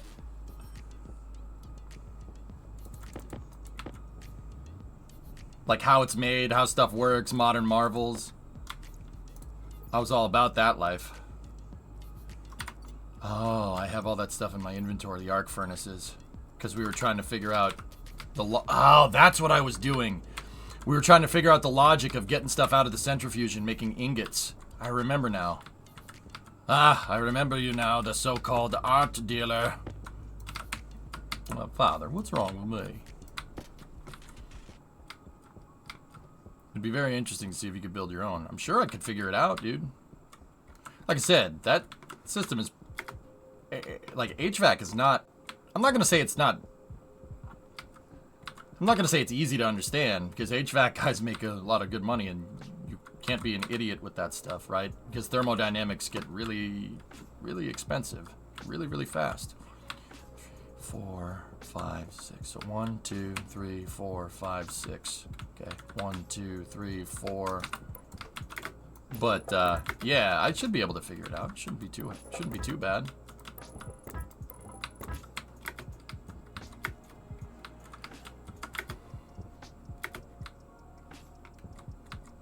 You can escape to other planets, Goose, if you want to, dude. Yeah. It's basically a survival game. So the object of the game is survive and thrive. But the cool thing is it's all about the journey of being able to survive, right? Like, you're gonna get dust storms, you're gonna get curveballs thrown at you. Like, how do you get oxygen, right? You know, how do you make food for yourself? Or you could figure out a way to buy it, which is what I'm doing now. But I have both of those systems in place.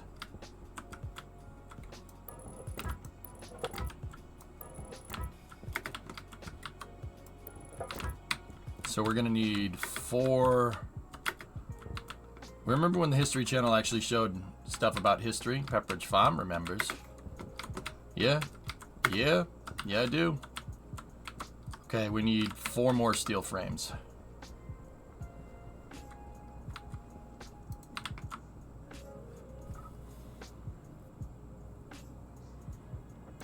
Yeah, Goose, think of it like KSP, dude. Like with KSP 1, we'd make our own missions. We'd make our own things to do, right? There's science mode, right? But KSP 1 gave you the freedom to be able to make your own missions, right? Like you do what you think your space program needs, right?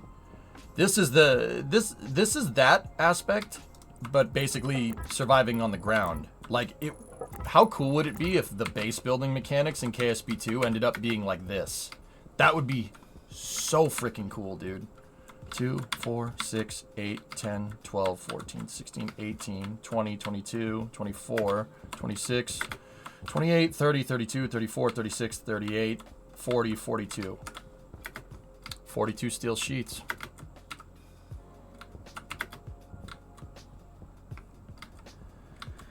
Mail call. Suck up your gut. It's time for mail call. I love that show. We already saw the base stuff. Yeah.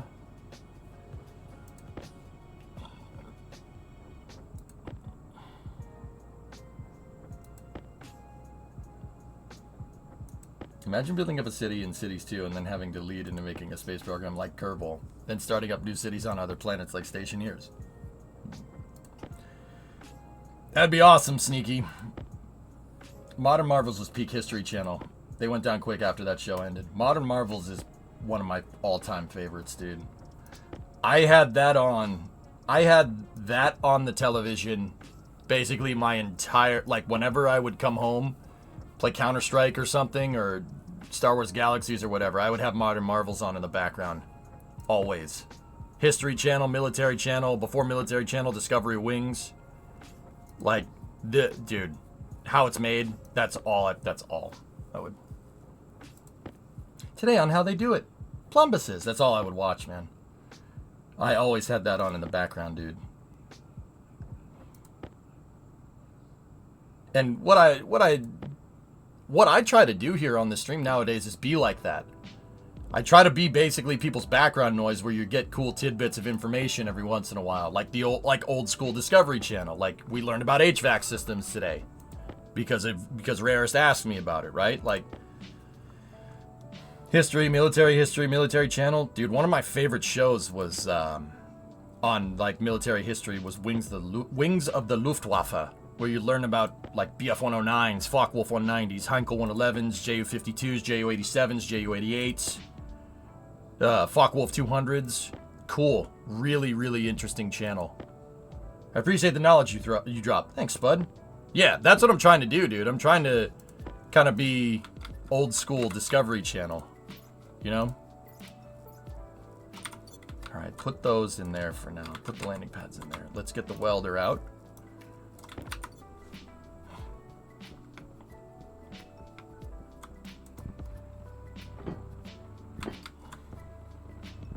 Dude, that actually reminds me. Speaking of like old school Discovery Channel stuff, did you guys see that Tom Scott's taking a break?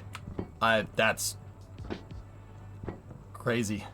But dude, that guy's been on the grind for a long time, dude. So, well deserved. He's a fantastic STEM YouTuber. Very good. Like, yeah, the send-off was amazing. Exactly, right? Yeah, Goose. In terms of how you lot would put it, he's a right proper bloke, innit? Right proper. Battle 360 was awesome, Stuart. Yeah. And dogfights, anybody? That came a little bit later. Yeah, dude. Raise a glass for that dude. He's legend, absolute legend. Greatest tank battles, yeah, man. Oh, those shows were so legit, dude. And Jay-Z 2 cents, yeah. You had an elective in high school that was called military history. By the time we got to World War I, we ended up just watching Band of Brothers. World War I, Band of Brothers. Okay.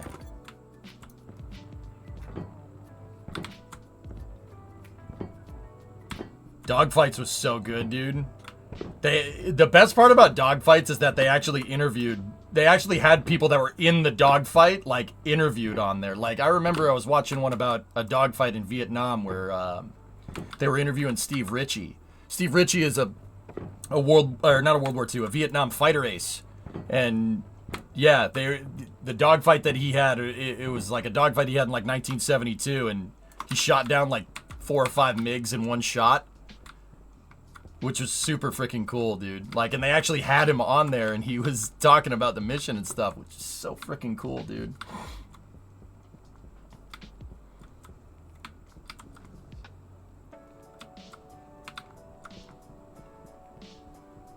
Somebody already took that footage, removed the harness, and had "Life Could Be a Dream" play over it. I've seen that, Sneaky. Yeah, I didn't feel good this morning, so my body just decided that I would wake up at 5 a.m. Oh boy, 5 a.m. And yeah. Wait, did I not count that right? Did I miss one? How did it end up being an odd number? You know what? I'm not gonna ask questions. Hacksaw Ridge, not an old TV show. Yeah, good stuff. Yeah, I built that extra steel sheet just to make that. Okay. But anyway, yeah, that's what I try to do, guys. I try to take that kind of cool tidbits and facts about things and put it into a long format stream. That's always been the goal, you know? Rock. Hey, Bob, what's going on? All right, so we got to take these things apart. Wrench is required to deconstruct. Okay.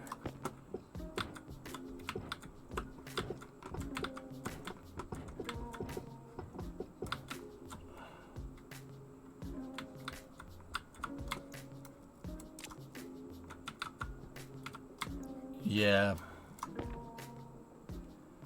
Angle grinder for deconstruction.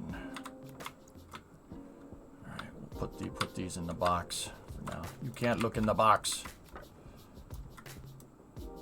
Angle grinder does not have battery cell.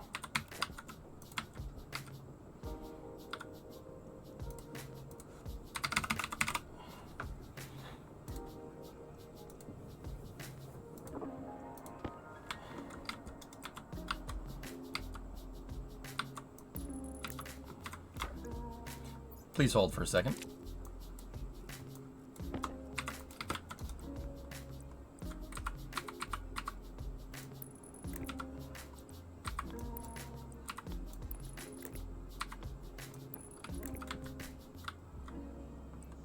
Oh, that's the data connection. Hold on.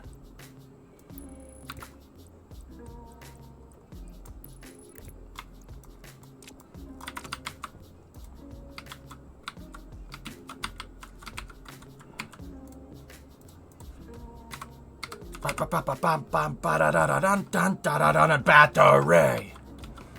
How's things with you? I'm a little sick today, Bob. I woke up early this morning with a cough, and it screwed up my whole plan for the day. Yeah, so I basically just sweated out in bed till like 11 in the morning, like an hour before the stream starts. I usually get up at 8 and do a lot of stuff before the stream.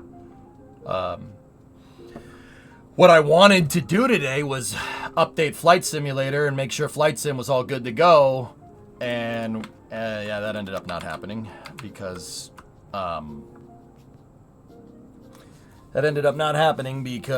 yeah, didn't feel good. Because I wanted to do Wings Wednesday. I said I would mess with Flight Sim, so because I didn't get that done, and I wanted to start on time, right? I said, let's play Stationeers. Let's play a game where we're ready to go.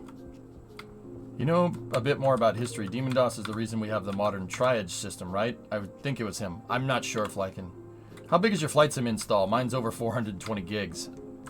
Mine's somewhere around there, dude. Yeah. Sorry to hear that. Hope it passes fast. It seems to be going away, but that's because I took NyQuil and I have cough drops with me here. And a lot of water. I wanted to get Flight Sim ready to go for Wings Wednesday, dudes, but yeah, it's freaking... Of course, you know. Yeah, it happens. There's a lot of sicknesses going around. I mean, it's flu season, dudes. Cold and flu season. It happens.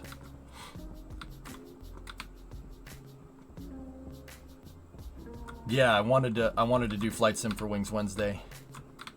But it's all good.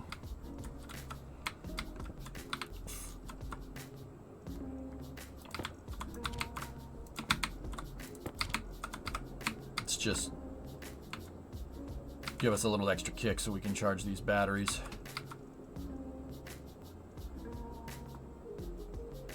Hey, Builder. Yeah, drummer. I'm like... I woke up this morning coughing my freaking lungs out, dude. Put that in there. It's got some power.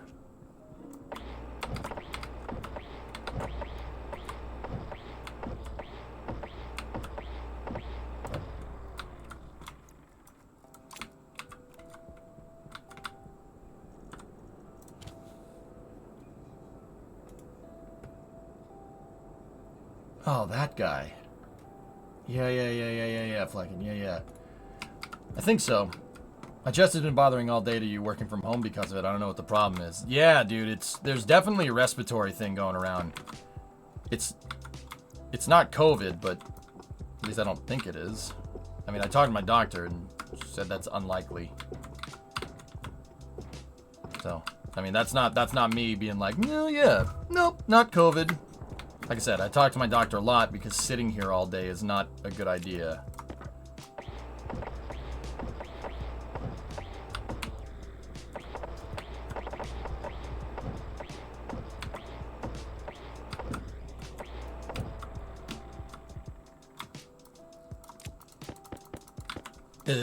So I keep my health monitored.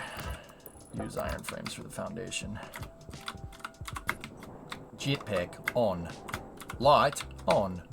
Alright, so we need 9 more steel frames. And a lot more steel sheets. 9 more steel frames. Alright, shut that off. We're not using that. Alright, that's charged, so...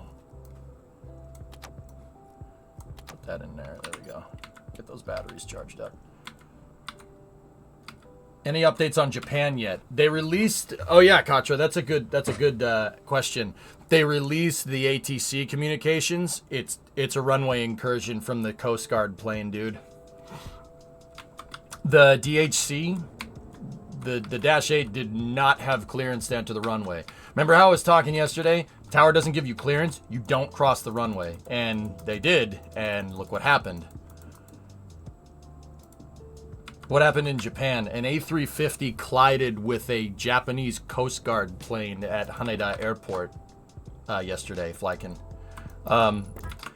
The Dash 8 is a little bit smaller than an A350 and did not fare nearly as well. There were 6 crew members aboard and 5 of them died because getting broadsided by an A350 will do that.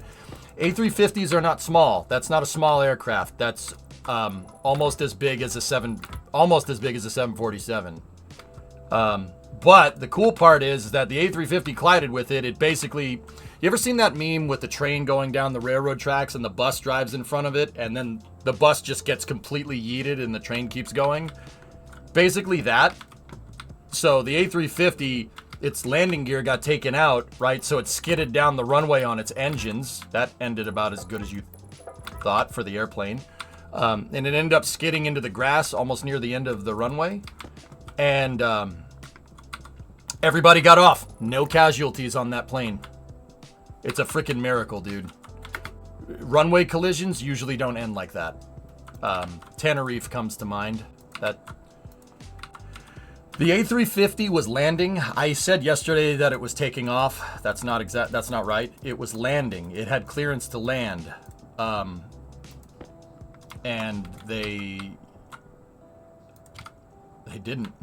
They had clearance to. Well, they did land, but they had clearance to land, and the other plane taxied onto the runway. In aviation, like commercial, well, just aviation in general, that's called a runway incursion, where you enter the runway without permission, and that's, you know, usually it ends a lot worse.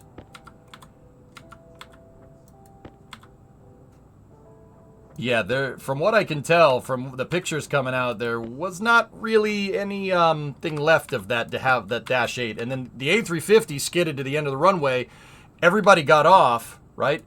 And that's like, it's great. They evacuated the plane, and like 379 people on that plane. They evacuated them in about a minute and a half, which is amazing. Like, you know, if you fly a lot, you never really pay much mind into stuff like that. Like, oh, what happens if I need to get off the plane quick? I mean, there's the safety briefing, but who's paying attention to that, right? Like, I mean, I do, for what it's worth, because I know that stuff like this can happen. But, you know, the fact that everybody exited the plane in orderly fashion meant nobody...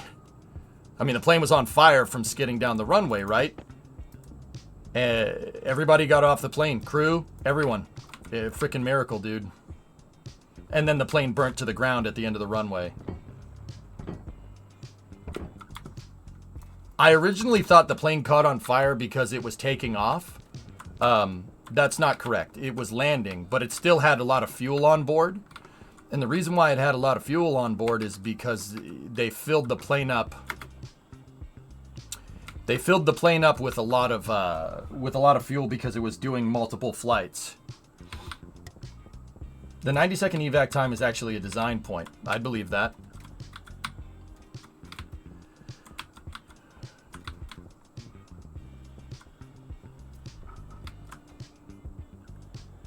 No, the A350 had clearance to land. The Dash 8 entered the runway without clearance. Big no-no.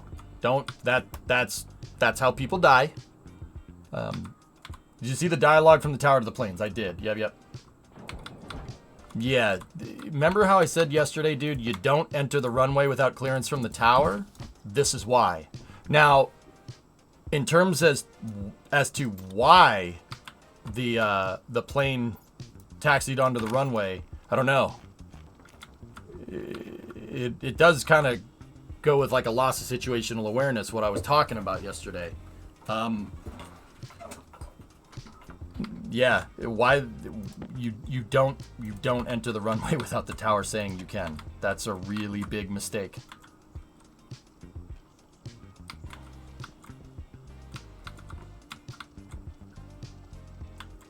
It's a requirement for FAA passenger flight certification. Yeah. Yep. The whole thing is a well-oiled machine. If you become the squeaky wheel, it's not going to end well.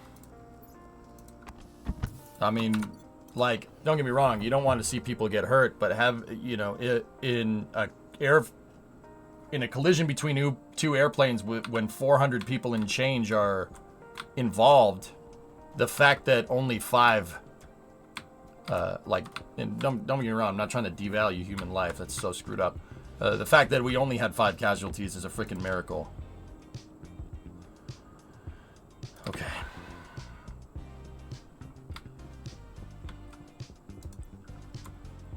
So, guys, where do I need to put the center, the landing pad center? Where do I need to put it if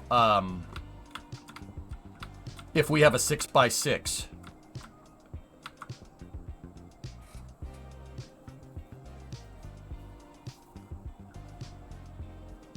Yeah, if I can, yeah. Call of the Void, I guess.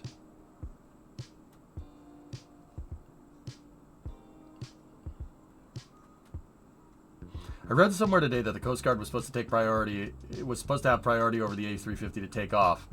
and was talked about minutes before the accident, but was never given permission to take off.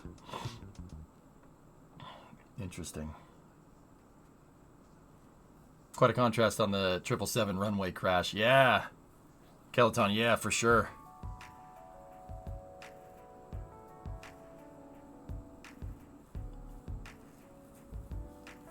Yeah, I'm just gonna go ahead and say it. Like, if you're ever involved in this, God forbid, right?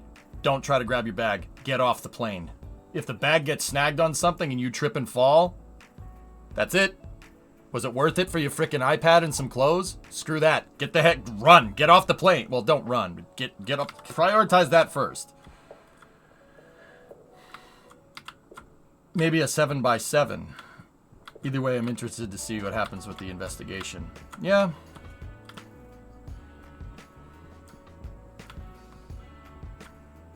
I'll just do a 5x5 pad for now.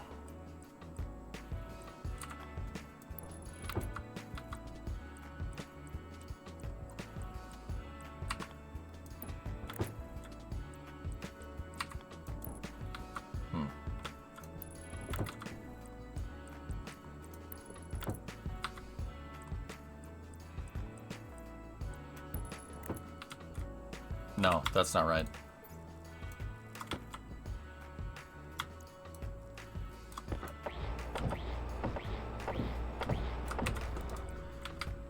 All right, we'll build the inner perimeter first.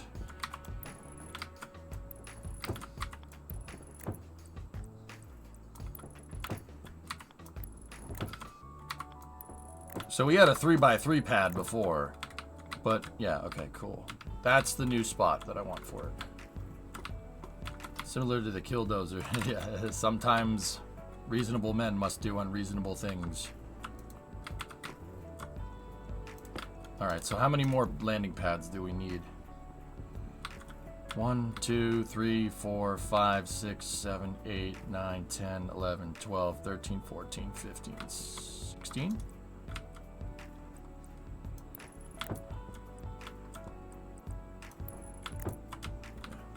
So 1, 2, 3, 4, 5, 6, 7, 8, 9, 10, 11, 12, 13, 14. Thanks for these great streams. It's always a good time. Hey, my pleasure, Deluxe. I'm glad you guys like it. It's, yeah. I'm just a nerd, dude. Like, I don't know what to tell you. I'm just a freaking huge nerd. This stuff's so damn interesting to me, and I feel like the reason why I have such a drive to, like, learn all this stuff and keep pushing and keep learning it is because, dude, like, think about, like, how much stuff we take for granted, right? Like, even a computer, right? A computer, your car, an airplane, like air traffic control. Like, your lives are in the hands of the pilots in the ATC, right? Like, I don't take that lightly, you know? Like, I want to know how our civilization works, because there's so much stuff that gets abstracted, right? Like, we don't think about how a car works, right? You just use your car to get where you need to go, and that's cool. Like, don't get me wrong. Like, I'm not saying everybody needs to be a freaking mechanic, right? But it is cool to have some basic knowledge of this stuff. It definitely comes in handy.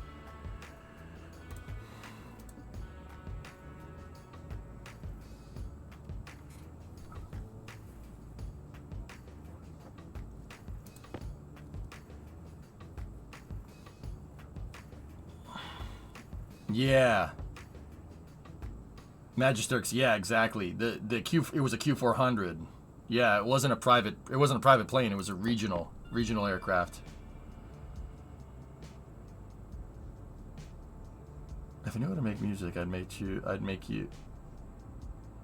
whole new Seaberg dub CJ for you to use. Figure out how to do it. Go study music theory, dude. You have the freaking internet, man. The only thing that's making you not learn that is you thinking you can't learn that.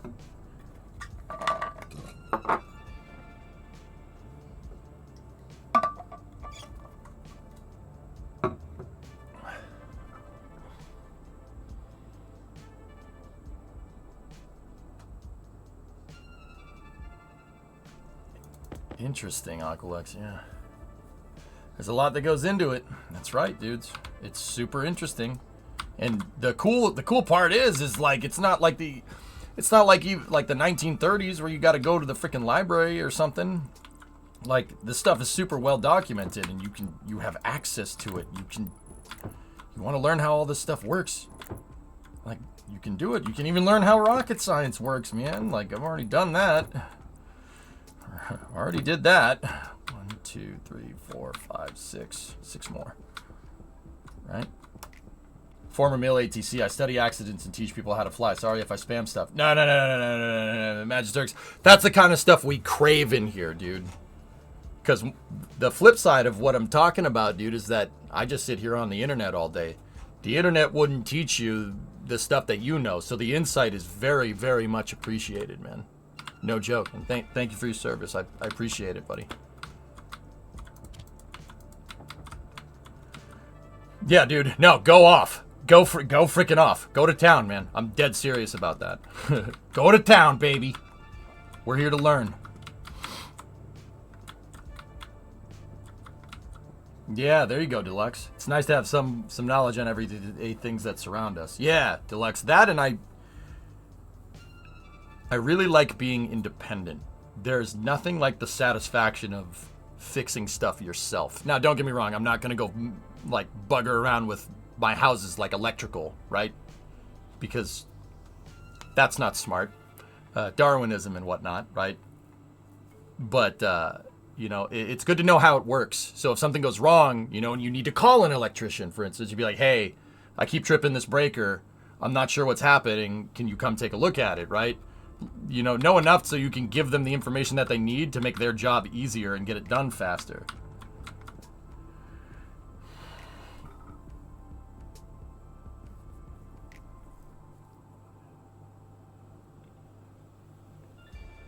Yeah, if I can, yeah. Egress out of an F1 car is super important. And we saw that demonstrated a couple of years ago with Grosjean. I'm Portuguese, by the way, but did my part in the first Gulf War. NATO is NATO. Anyway, I'm old. Oh, obrigado, amigo. Obrigado.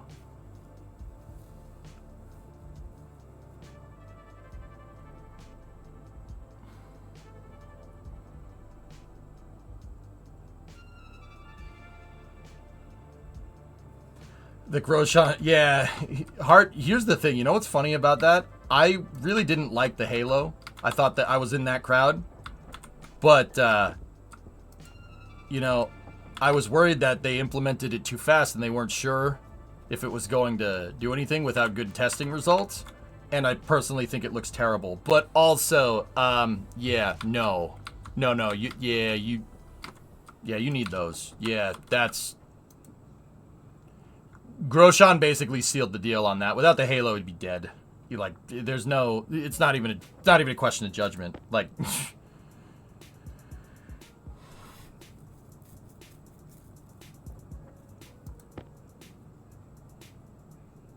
Twitch is being weird.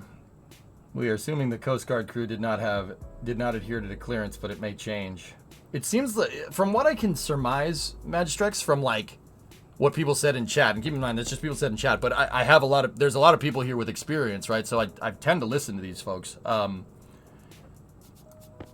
It seems like the flight plan for the Coast Guard airplane was discussed, but they were never given clearance. But then again, do you discuss flight plans with the tower, dude? That's where I'm kind of like, I mean, I would assume you would. Like, that's... You got a tire to the face, Flykin, yeah. Yeah, if the Halo... Yeah, if the Halo was there when Senna crashed, he'd still be alive. You have to file a flight plan with the ATC. Okay. Yeah, I know that part, I think.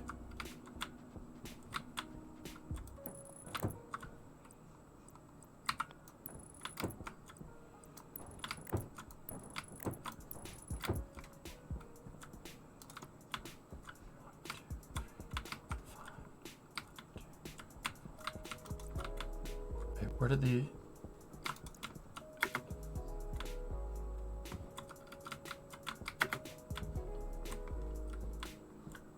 Senna would have been alive if he had a Hans device too. Yeah. ATC flight may discuss flight plan if the IFR clearance is modified or if there's a last minute change. It can happen during a taxi. So, Magisterx, I don't know. I will default to your judgment, dude. I have a question, though. I'm thinking, like, this is a feeler out here based off of my relatively limited knowledge. I'm thinking they changed the flight plan. And the reason why they changed the flight plan probably had something to do with the rapid response that was needed by that Coast Guard plane for earthquake relief. So either the IFR flight plan was hastily implemented, right? Or they changed it on the fly, like what you're saying. That's why I asked the question that I asked. So if that was the case, right?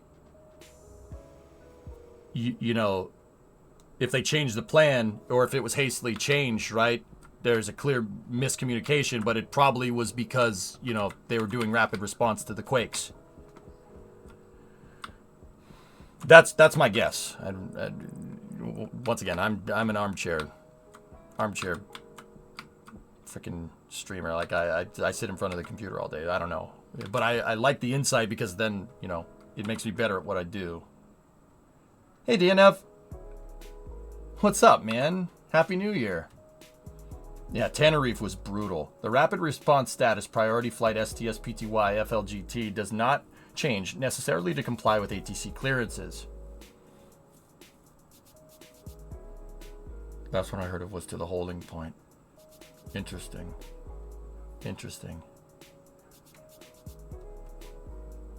Interesting. Interesting, interesting, interesting.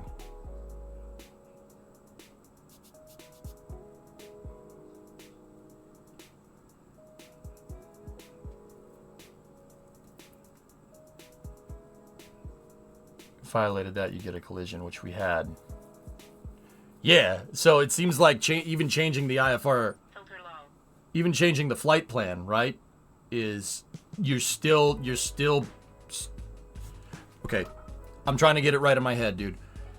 Even if you change the IFR plan for priority clearance, you still need clearance from the tower to enter the runway, right? Because I know enough about aviation to know that that's the end-all be-all rule. You do not go on the runway for any reason unless the tower says so.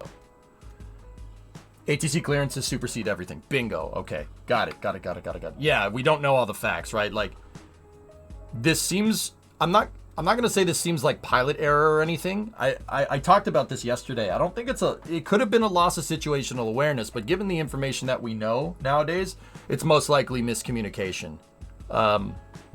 That's what it seems like, based off of what you just told me and based off of what I've seen. There's a clear miscommunication between the tower and the Coast Guard. Follow ATC first. If you don't, people get hurt. Bingo. So let's see. We need steel sheets. 1, 2, 3, 4. Well, this is 5x5, so that's 25 steel sheets. 26, 27, 28. There we go. But there may have been another instruction or a mixed up call sign.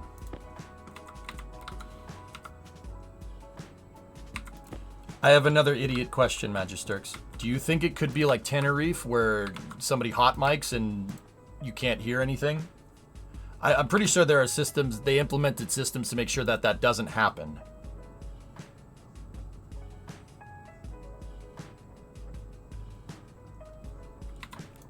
Because, guys, Tenerife in the 1970s was same thing as this, much worse. 2 747s hit each other. One was taxiing across the runway, and the other one just had lifted off. So the landing gear of the 747 hit the passenger cabin of another 747. It basically, yeah, everyone on board, like both of them, like not good at all. It did not end well. So yeah, usually like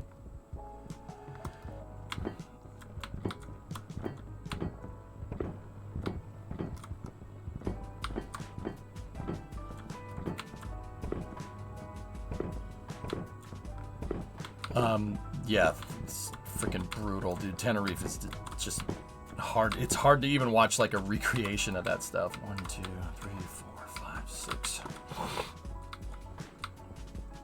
Yeah, Tenerife was terrible. But what happened is there was miscommunication because somebody had their mic keyed, and the tower didn't.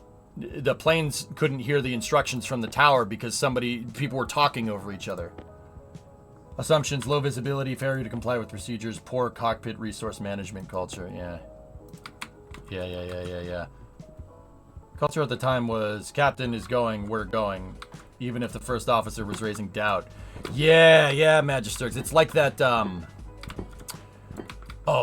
That Korean Air flight in the 80s where the co-pilot knew they were flying off course, and he's like, dude, he didn't want to tell the captain because the captain would have got pissed, right?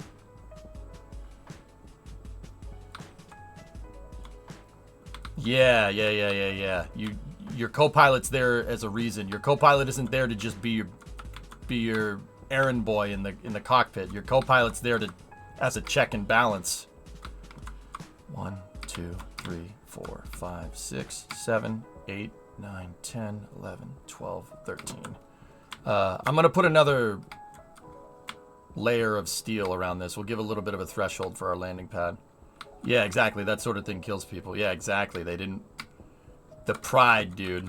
Can you imagine being that so far up your tail, right? Like, that's crazy to me, dude.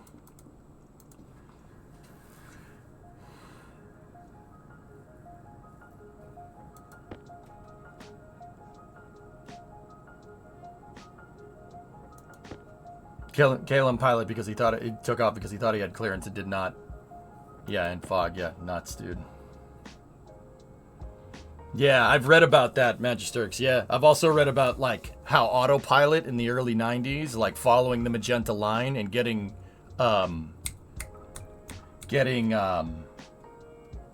target fixation on the autopilot, on trying to figure out what the autopilot's doing, right? How crews would just be sitting there trying to figure out how the autopilot would work and just be like, oh, it's fine, we'll just rely on that, and then they flew into a mountain or something. Yeah, that's not cool. Didn't end well. Yeah, I've heard of that, Flykin. That's awful. But anyway, yeah, crazy, huh? This is why I like to learn this stuff, because yeah, you know this is important. You never know when you're gonna need to fly a plane. No. It's happened more than once. Yep. Yeah, dude. All right, so we got to start. Shut that off. We're going to need some steel. How much steel is in there? 84. There's one in there. All right, flip this open.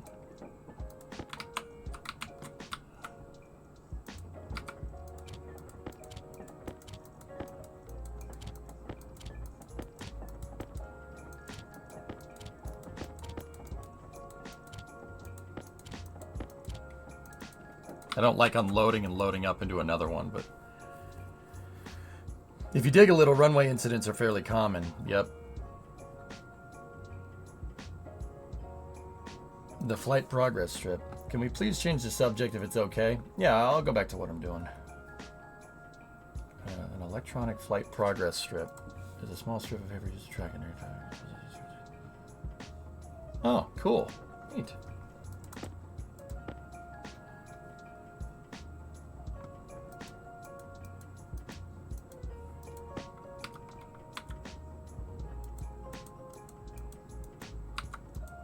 Interesting, Crash. What's this landing pad allow you to do? It allows me to call down traders so I can trade resources for things.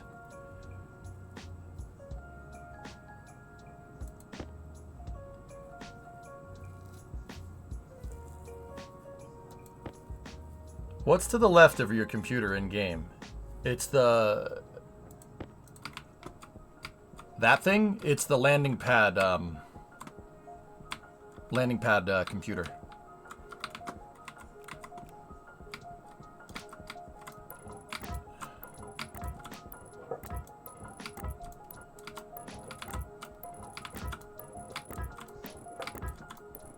Okay, so 2, 4, 6, 8, 10, 12, 14, 16, 18, 20, 22, 24, 26.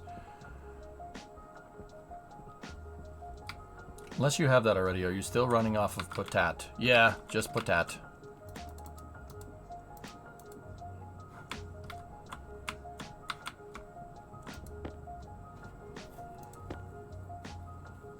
Can you only trade when a trader has landed? Yeah. We can't beam things. Snotty can't beam things right now.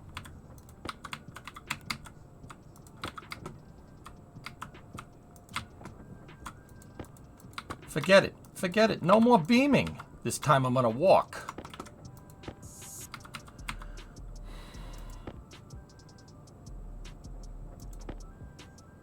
How do you call a trader? I'll show you how to do it here in a moment. Let me finish up the pad and everything. I'm building a little bit of an extra threshold around the pad, so if we need to, we can expand it later to a 7x7 pad. Why didn't everybody tell me my butt was so big? Yeah, Don, basically I have to use the computer to position the dish to point in the right direction that the trading vessel is. And basically, yeah, you gotta point the dish to find the dang thing. And then once you do, you can call the thing down when your signal strength is high enough to hail it. It's a pretty cool little game mechanic, dude. What the heck, it works on Star Trek. Oh yes, Snotty beamed her twice last night. It was wonderful. Hunger caution. Hello, Charlene. I'm Marlene. Hello, Marlene. I'm Charlie. Chew your gum.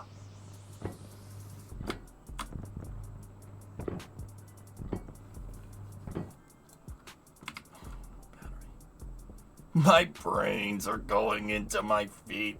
I told you never to call me on this wall. This is an unlisted wall.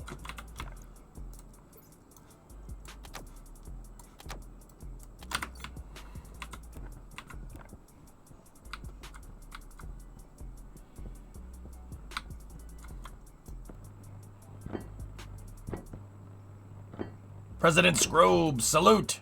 Hail Scroob!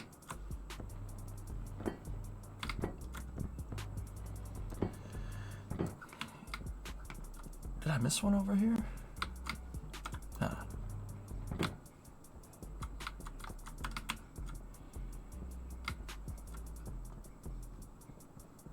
Why do I always end up with an extra one? I'm a Mog. Half man, half dog. I'm my own best friend. Alright, we gotta go inside and get... We gotta go inside and grab some food here. And water.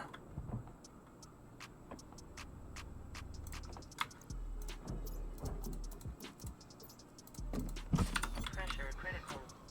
Oxygen critical. It's not, though.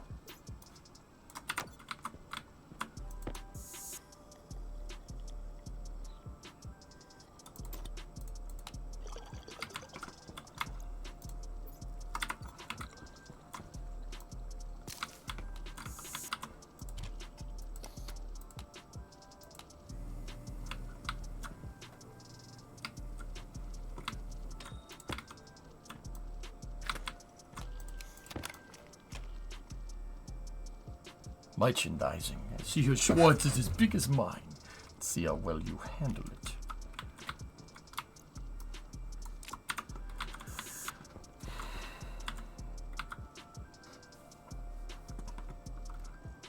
Yeah.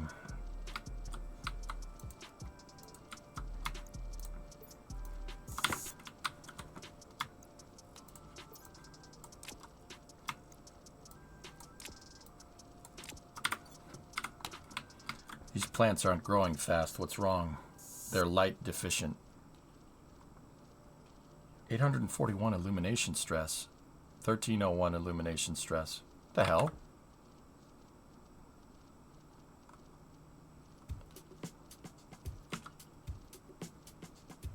Huh.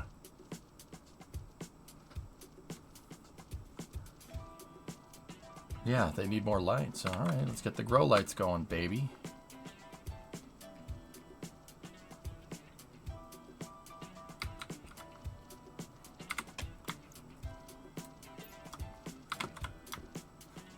Yeah, you can look at the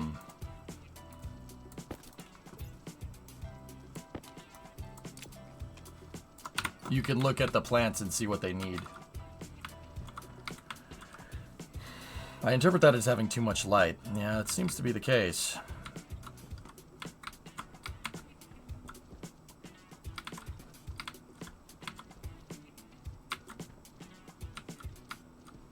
Is there CO2 in here? We should have enough CO2. Yeah, there's plenty of CO2 in here. Hey, look at that. We almost got a perfect nitrogen-oxygen mixture. Right at 100 kPa. Not bad, dude. It's pretty much Earth in here. We would need to introduce a little bit more nitrogen into the mix and take away a little bit of oxygen. But, yeah, that's pretty much Earth atmosphere. Runway incursions happen for two reasons. Pilots not aware of traffic in an uncontrolled environment, or wrong misinterpreted instructions or uncontrolled fields. Yeah. I talked about that, about losing situational awareness, right? You have to know what's going on. You have to be super familiar with what's going on around you, or else stuff like this happens.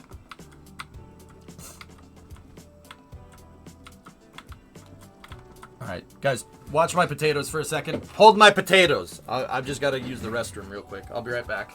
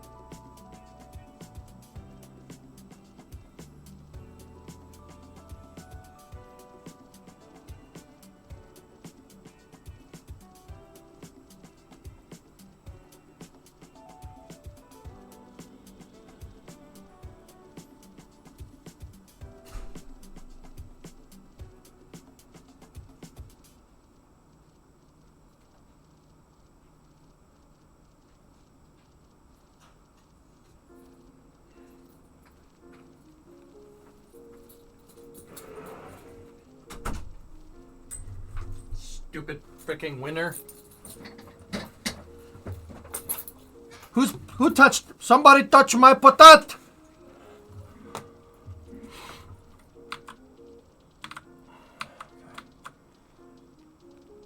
Somebody touched my potat. Oh, power. Power. Loud. All right.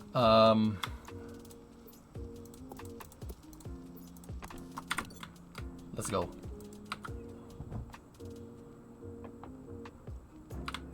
Handy guide for grow link automation. Oh, okay. Nice clock. All right, let's see.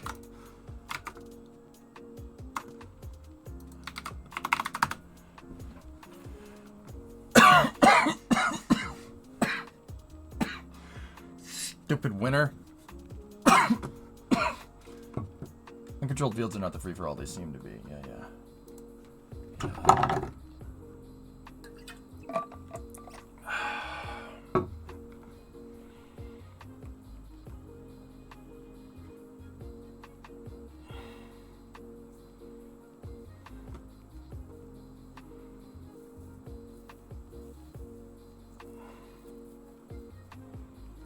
So giving us 12.5 minutes of light, 7.5 minutes of darkness.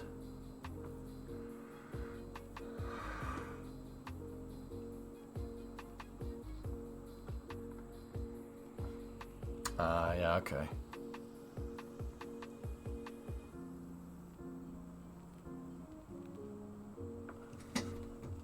I don't know, dude, maybe. Probably, I don't think so, but anyway. I don't want to talk about that.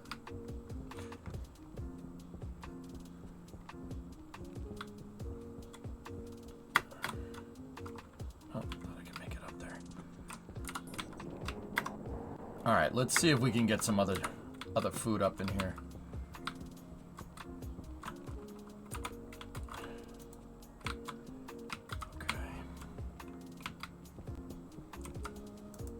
Vending machine is stuff that you intend to sell.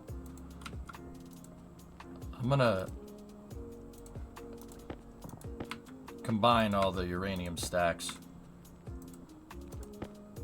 I just put a bunch of uranium in here because I don't have a use for it.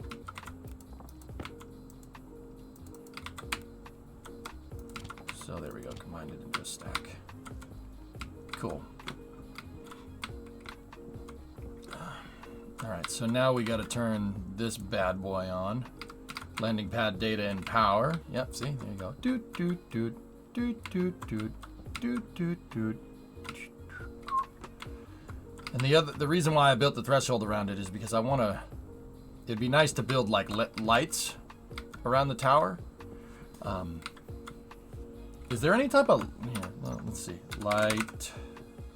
I'm wondering if there's any type of light tower that you can make.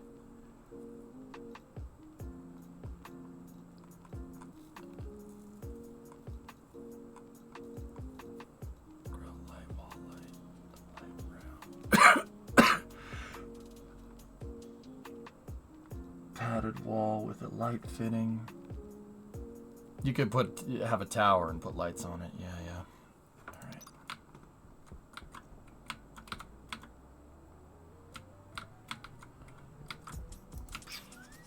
Power the dish on.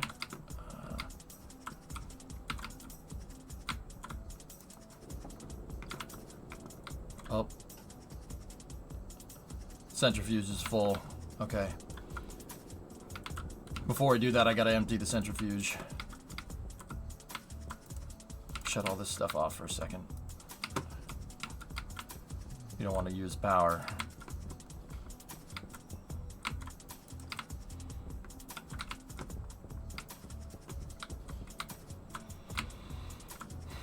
Is there anything that I can build, fellas, that isn't like this big square? Because this would look weird with a gigantic square tower right there with some lights on it. Is there like a skinnier tower that I can build and put lights on? I don't think there is.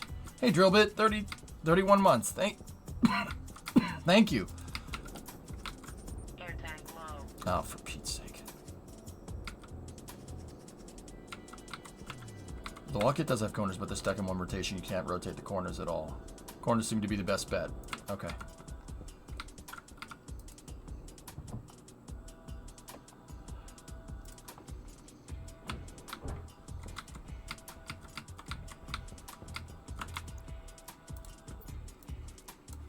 Air tank critical.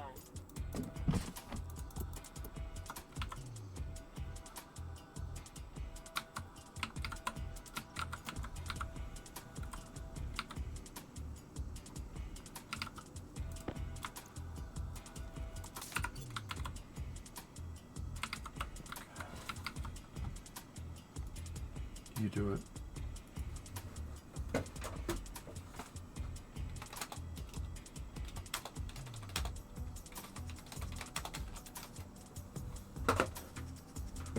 Mark is doing okay. His brothers are taking a little bit of time to grow, but that's because I don't have their hydroponics automated. So GrabShark, thanks for that thing. Thanks for the thing on hydroponics. I'm gonna have to build like a hydroponics bay, like with the actual hydroponics stuff, so we can. Pressure critical. Hello. Oxygen critical.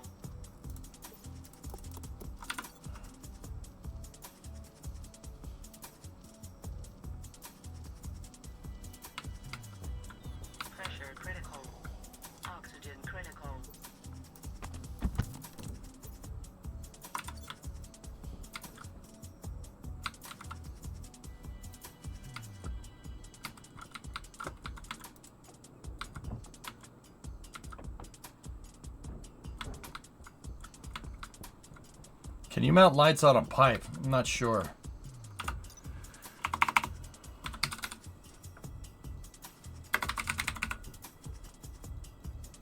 Ah, yeah, okay.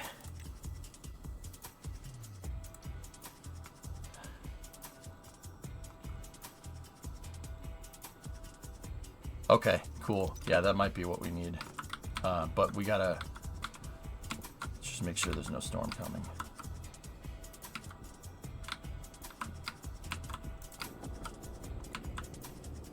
Do the plants have too much light? They actually were light deficient. So they needed more light, not less. Sorry, I seem to remember pads with a wall across one side of the pad. Yeah, maybe. You got a copy of the... Yeah, the transcript. Okay, Magistrix. Cool, cool. Alright, shut that off.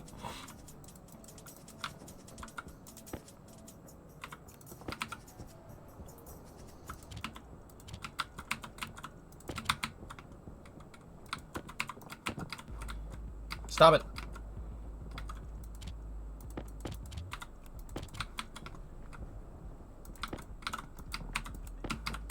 Damn, dude.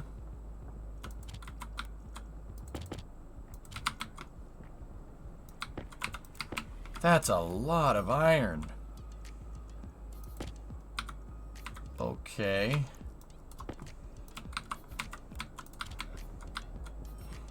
Dude, these things are freaking cheating, man. Unbelievable. I guess to the victor go the spoils, right? Like, holy heck. Put that in there. Put that in there. Put that in there. Close that sucker up. Get that nickel. Like, we have tons of resources. I always like this game. Good to see it back on stream. Yeah, thanks. Yeah, it's good, man. It's a good game.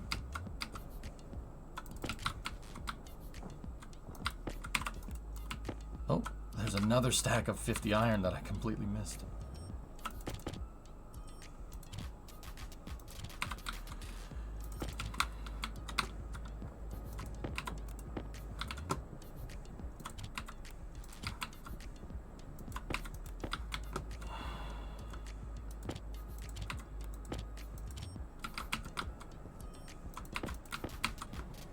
I guess we can make steel now.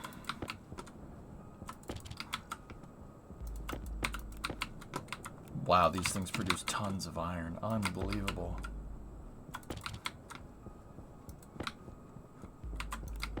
So many resources, I don't know what to frickin' do with all of them.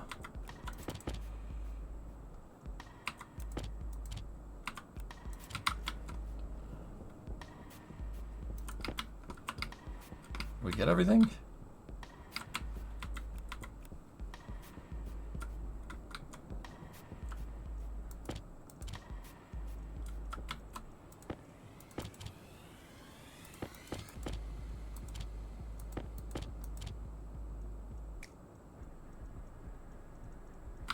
That's a lot of iron. Okay, we could shut this off for a little while, save some power. Shut this whole thing off. We got plenty of stuff.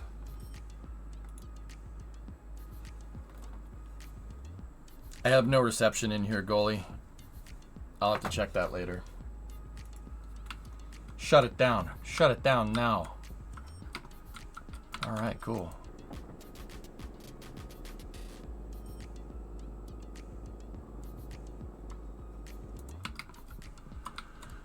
Okay.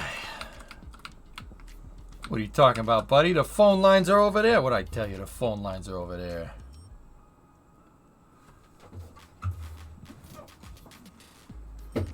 Scale up. Yeah. Is Artemis 1 supposed to deliver humans to the moon? Can't really find a straight answer online, so I figured to come for you with reliable info. Sure, Rum. Yeah. So, in order to get to the moon, you got to go in steps. So, one, you got to make sure the big rocket that's as tall as like a 35-story building, you got to make sure that that thing works. Because if that thing doesn't work, you're not going to get very far, right? Then you got to make sure that the capsule on board, the thing that people are going to fly in, you got to make sure that thing works, right? Because if that doesn't work, You're not getting anywhere near the surface of the moon, right? And then, after that, you got to make sure that you could put people in that thing and send it out to the moon, right? Make sure the capsule with people in it works. And then after that, you got to make sure the capsule, now that you know that the capsule on the rocket works and can get people out near the moon, then you land, right? You got to test it in steps. Artemis 1, which launched pretty much about a year ago. Actually, it was 13 months ago now. That's weird. Artemis 1 was testing the rocket and the capsule. Artemis 2, which should happen about 11 months from now, give or take, is going to test the capsule and the rocket with people inside of it. Artemis 3, which is currently scheduled for 2025, probably going to end up being sometime around 2026, is the one where they're going to go and land. Mm-hmm.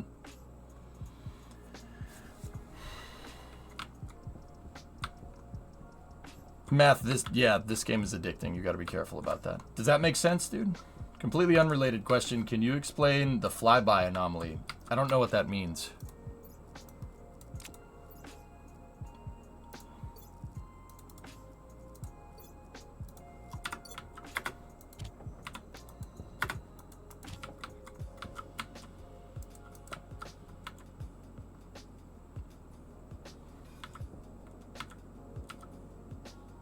We're talking about real life, King, but in Kerbal, certainly that's applicable, yeah. Just press space and get there, Fivehead, right? Thanks for explaining. Yeah, I don't know, man. I'm not sure exactly what like flyby anomaly is.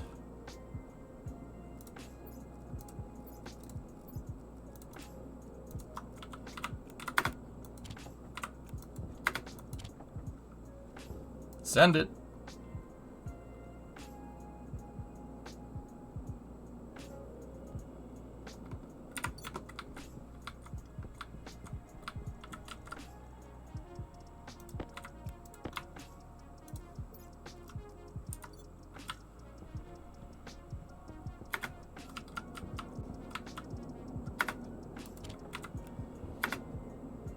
Oh, is this like a extraterrestrial thing?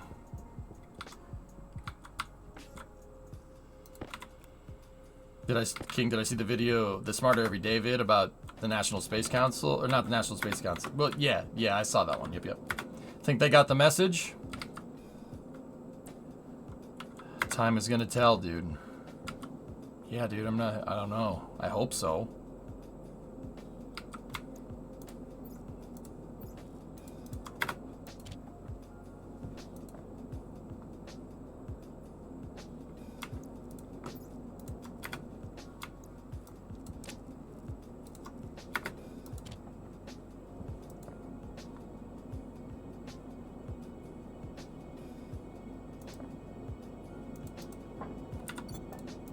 Oh, yeah, baby.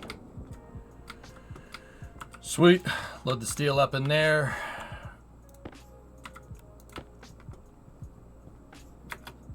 While we're here, make some iron. TLDR, rockets don't go as fast as we expect, and we don't know why. Yeah, there's still a lot of questions out there, dude. That's why something like NASA existing is probably for the better.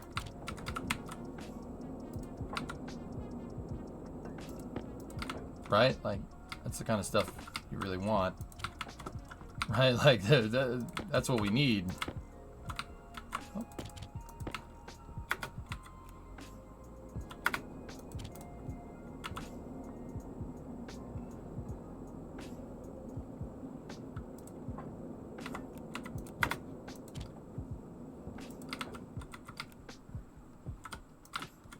Load some silicon up in there.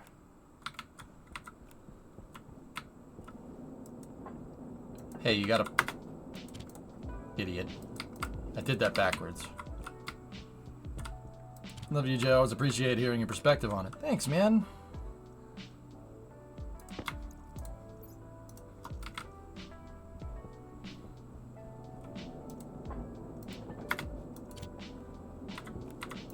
We're just hammering out some resources here. I'm loading these bad boys up.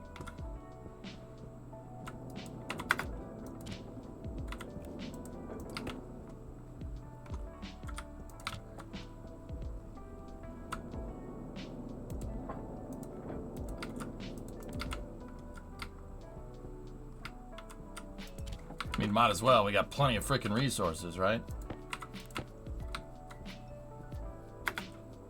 Actually, you know what? We'll split stack. Because copper, we're going to need to make other things. Iron, man. Look at all the freaking iron. You know what? Put that copper there. Let's make another. We have so much. Let's make another stack of steel. Why not?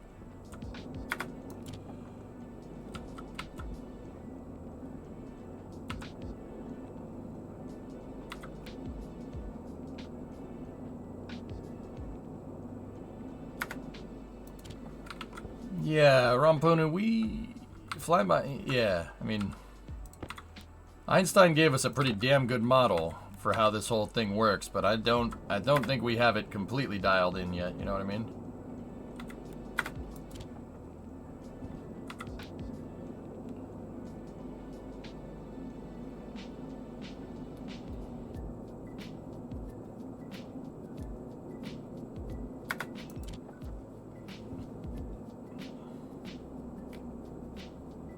Uh-oh.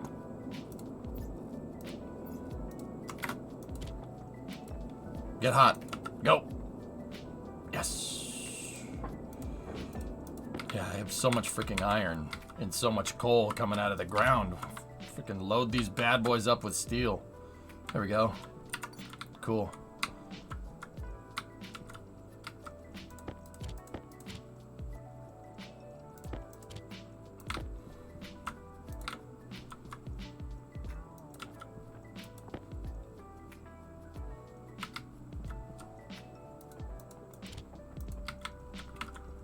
Okay.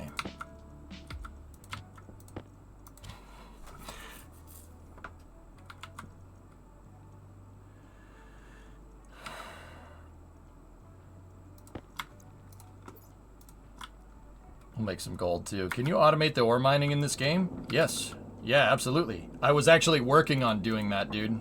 I think instead of doing the landing pad stuff right away, we're gonna do that instead. How much gold is in there? 27. Put the gold back in there. You know what? Yeah, just combine the stacks. We got plenty of gold in the other one. Boop. I'm making all the ingots right now, dude, so we can so I can try to equally load up all the machines so I don't have to worry about transferring resources between them. I'm like super worried that I'm gonna go transferring resources between these things and like a sandstorm will happen. A dust storm. I'll have to blow all the damn resources away. Might be time to make an advanced furnace so you could load up the hopper and have it work through the stacks automatically. I was going to put some arc furnaces on the end of this, but we need logic because we need to filter out the cobalt and the coal. Stuff that, because you can't arc furnace cobalt and you can't arc furnace coal, obviously. Does bedrock mining give ice? It does not. It gives everything that you see here. Copper, lead, silver, silicon, iron, gold, coal, cobalt, and nickel. It doesn't give volatiles, doesn't give oxide, doesn't give nitrice, doesn't give ice.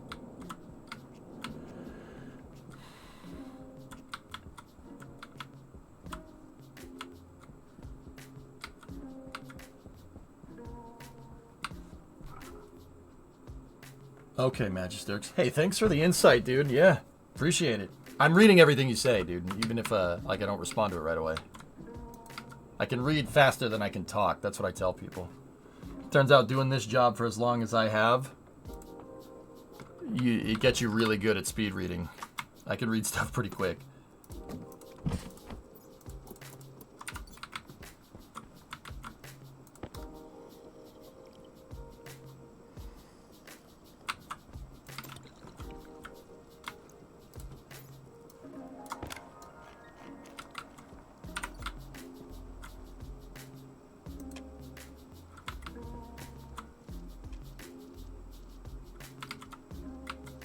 Ah, potato seeds. Yes. That's what I need.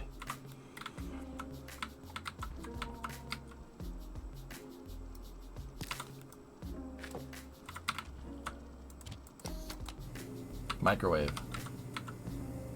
No worries, I do the same while I watch 3 screens. ADHD helps. Yeah. Hey, if you know, like, when life gives you lemons, you trade it for whiskey. You know what I'm saying? Use what you have to your advantage. Am I right or am I right? I have 4 screens too, dude. I have Discord and the music player over here. I have the game on the center screen. I have a secondary screen for the game if I need to like monitor computer resources up there, and then over here I have chat and I have OBS. That's over 2 computers, right? So the 2 vertical monitors, right? Those ones are hooked up to one computer, and the 2 side monitors are hooked up to my streaming rig. I have 2 different computers. One's encoding the stream, and the other one is for the games, so you get better performance. No Discord monitor. I have Discord over there. Were you listening, Tar?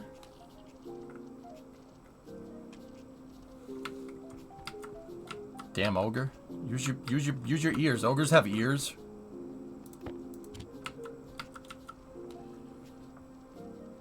I would like to move it to 6, to be honest, but I have a problem. The lights with the green screen, you know? Is your Discord monitor vertical? No, it's not. I don't have any vertical monitors in this setup. The 3 monitors here on the first level are curved, and the one up there is flat. I could do one over here that's vertical, but looking all the way up there for chat, I need chat close to the gaming screen. If not, you should be ashamed. Bruh, I've been streaming way longer than you. You can think you know more than me about it, but you'd be wrong.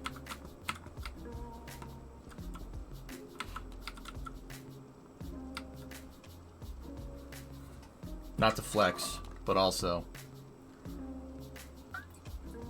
I have Samsung 24-inch curved monitors, tall. They were pretty good for the price. I don't remember what I paid for them. It was a little while back.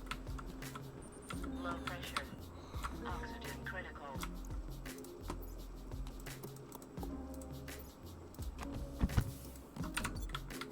Do you have a picture of your PC setup anywhere? There's pictures of it somewhere out on the internet, dude.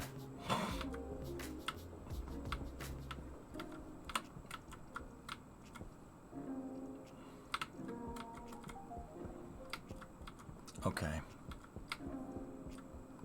Let's see if we can get the resource automation figured out for the mining equipment.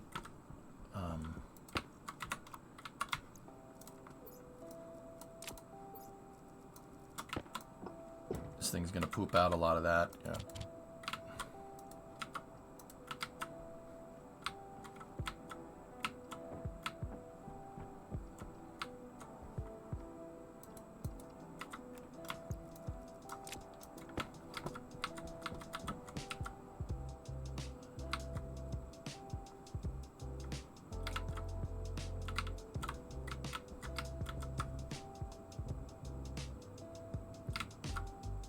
Yeah.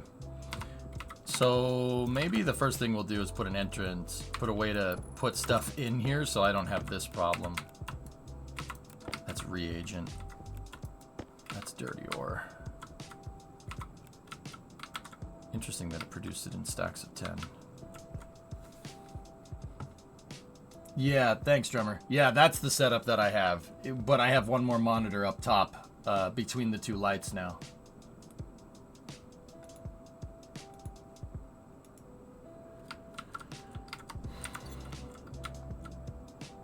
Yeah, there you go, Magisterx. Right on, man. Vertical monitor works pretty good for my job. Nice. Oh, yeah, there you go. Cool. Yeah, I mean, whatever. I got used to just horizontals. I understand the benefits of a vertical monitor. Like, it's probably a good idea. But, yeah, I don't need it. I don't need it.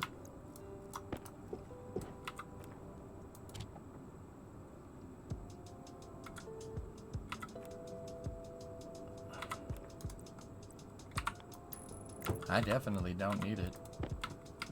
I don't need it. I need it. I prefer diagonal monitors. Okay. Oh, nice. Solar panels doing work, dude. Bud Light. That picture was from a little while back, dude. I don't buy Bud Light anymore because I found not for any particular reason. I like Yingling better. Like if we're gonna talk lagers, like, and beer that's not gonna, like a microbrew or something, Yingling is what I usually go to now. And it's not, once again, it's not for any particular reason other than the fact that I just like the way Yingling tastes. Shampoo is better. I go on first and clean the hair.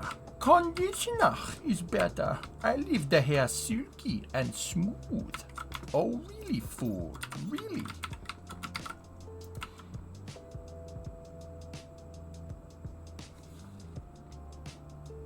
What does the sign on the side say? Take ownership of everything.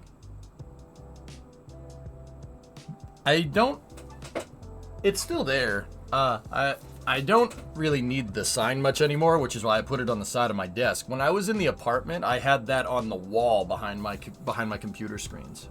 So I would basically stare at it every day. Sam Adams is good too, Lig. Yeah, for sure. Yeah, I like Sammy, but yeah, the Yinzer beer is what I enjoy.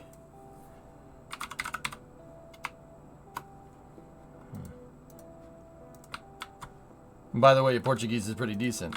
Ha, thanks, man. Obrigado. Como você está?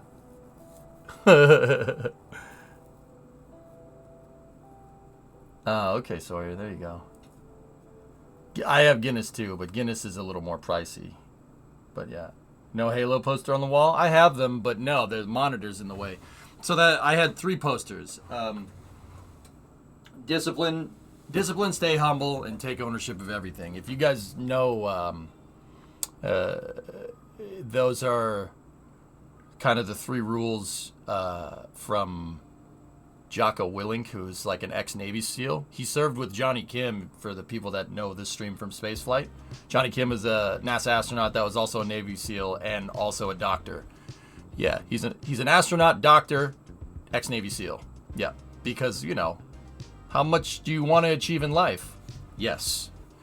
So Jocko was a Navy SEAL, and he does like self-help and stuff. And, there were times where just really, really had no discipline at all. Like, I don't like my life being fragmented, like just kind of blow in the wind. You know what I mean? Having a routine and having habits and practicing those habits get you better at doing things. It helps you, or it helps me, I should say. I'll speak for myself.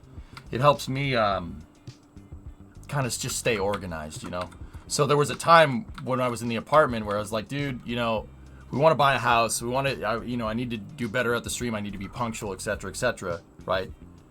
So I went looking for something to help kind of organize the chaos that is like streaming all the time, right? And that's what helped me. Extreme ownership. That's right. Yep. I didn't make my bed this morning, drummer. I make my bed. Discovery, I know you said, "Oh, Johnny Kim, I made my bed this morning." It's a joke that I make my bed every day. Every day. Yep. I wake up, take a shower, come back, make my bed, and start my day. Like, yeah, that's what I do. And eventually, like, it just becomes your habit. You do it without even thinking about it. But for a while there, you just got to force yourself to do it. Can you repeat those books, sir? They're not books, Shaw. Just Jocko Willink, Extreme Ownership is. I mean, that actually is a book. Yeah, Extreme Ownership. Basically, it's self-help because, dude, like.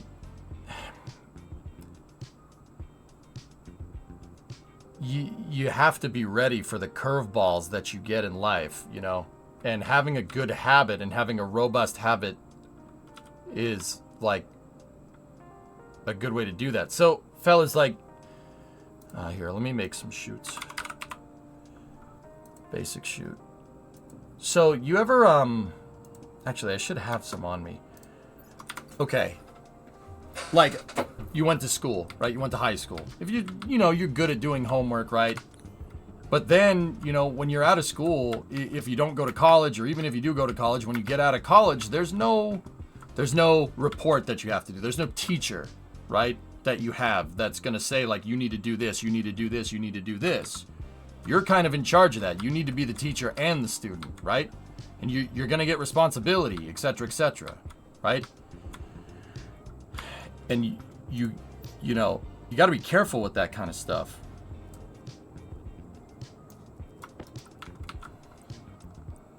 That's not what I want. I don't want sorters. We need chutes.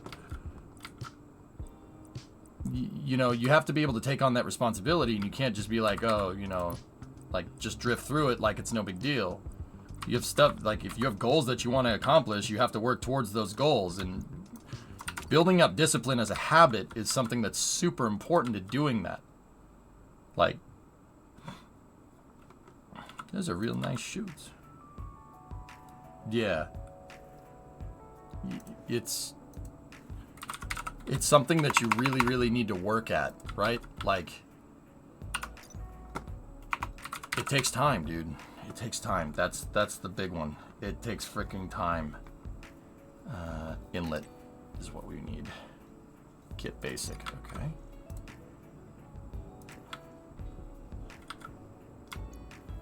Nice shoes. Let me look. Take them off. Let me see them.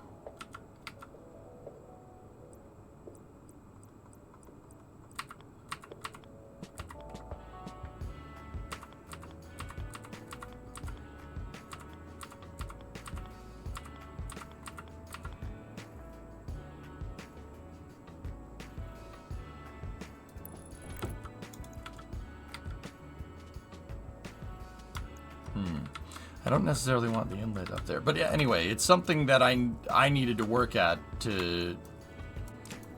Like, it basically centered around, like, I would just come in here, dishes, whatever. Like, and, like, it didn't do any chores in the morning, right? Like, in the apartment, I just, get out of bed, just come in and, like maybe take a shower, have a hat on, nobody sees, you don't have smell-o-vision, right? This was like 2016, 2017, 2018, like, actually, it would have been like 2018, yeah, 2017, 2018, like, like,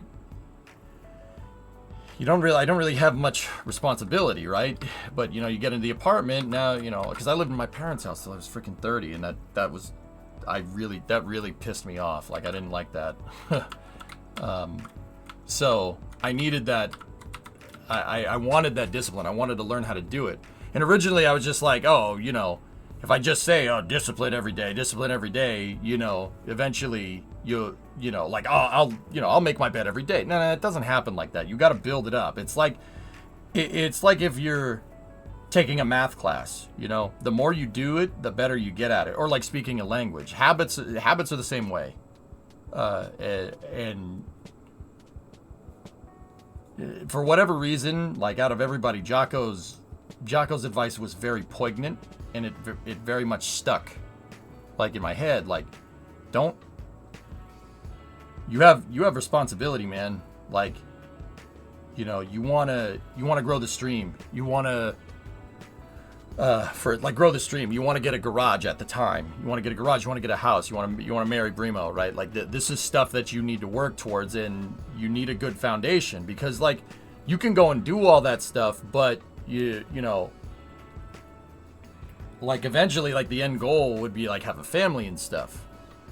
But that gets complicated really quick, and if you don't have good discipline, if you don't have a good way to sort those problems, right, and figure out those problems, like not that you're going to figure out all those problems in one shot. Like if you have a good foundation in a kind of a robust system for dealing with, challenges, right?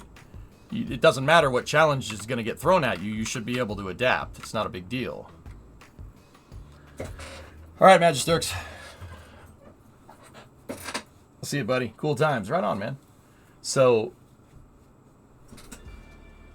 yeah, fun.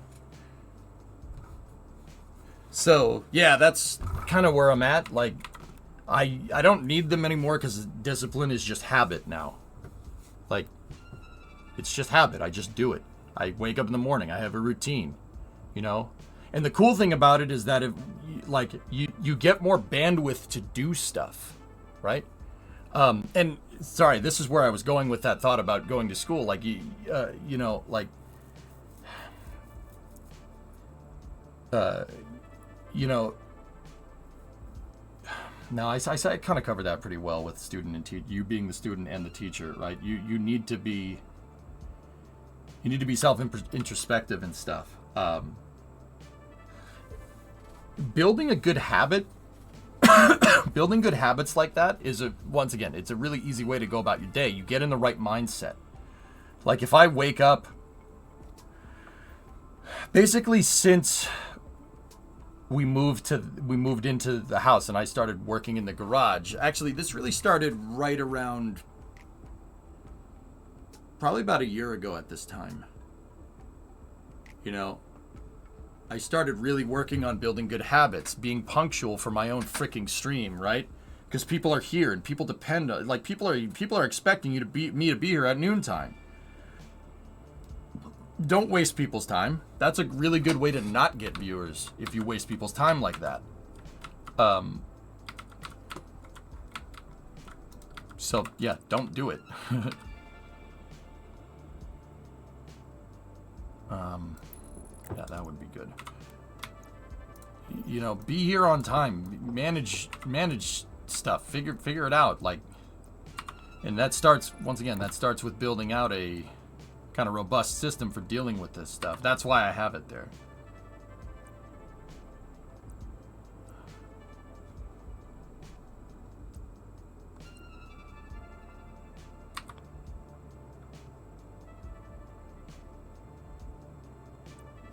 I'm talking late game goals. Yep.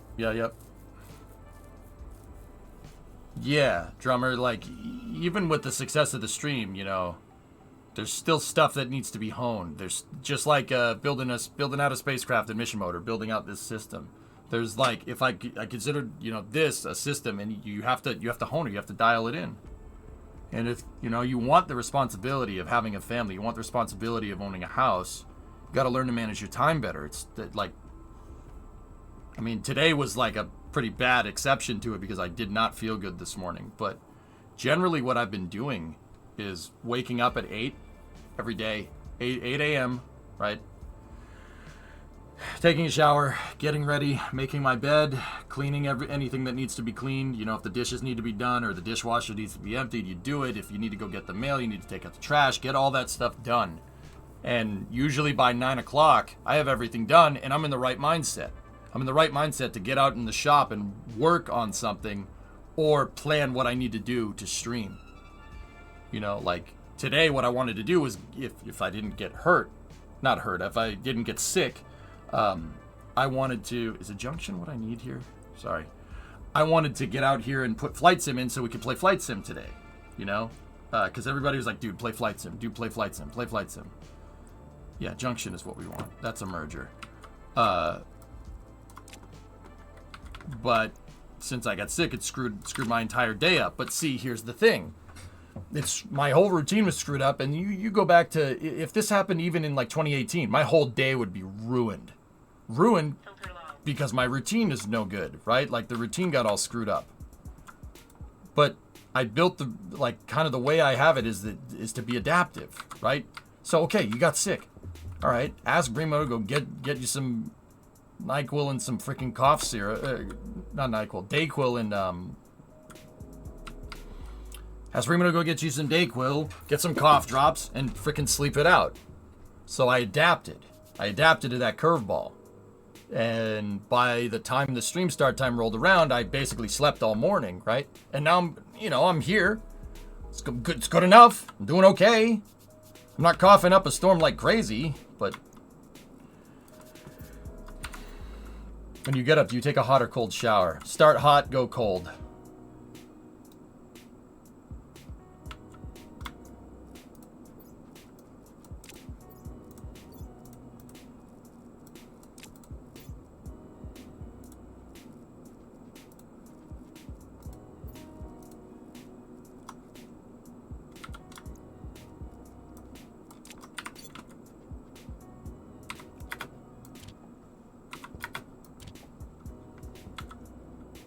cold shower shock the system. It's not, you shouldn't do it all the time. You shouldn't become reliant on doing something like that, but it's a good way to wake up.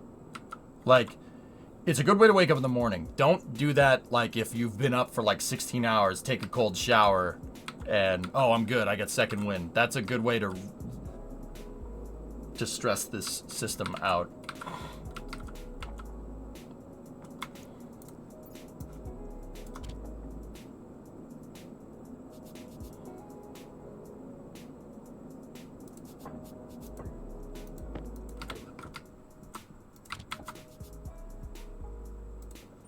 Waste tank caution.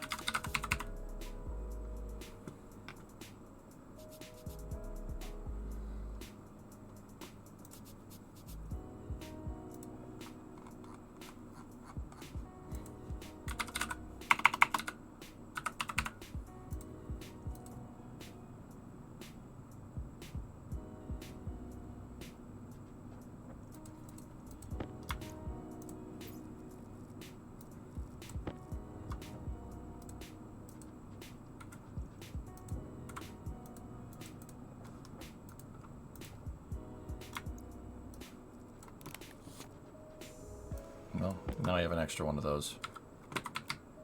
Put this stuff in the recycler. And just recycle it, whatever.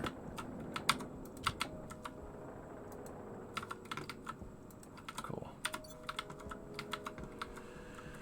Waste tank.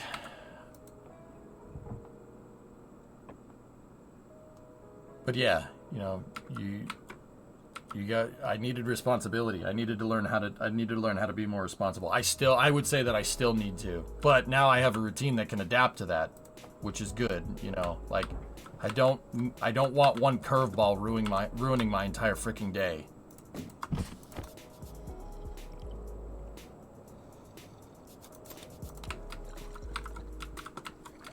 And that used to happen. Oh no, I'm no good. I can't do it. You know, like, okay.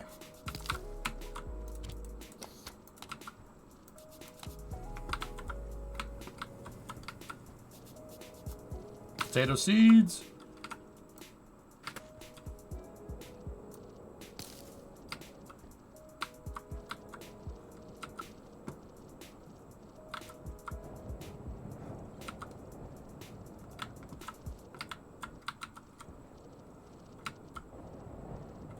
What the hell's going on?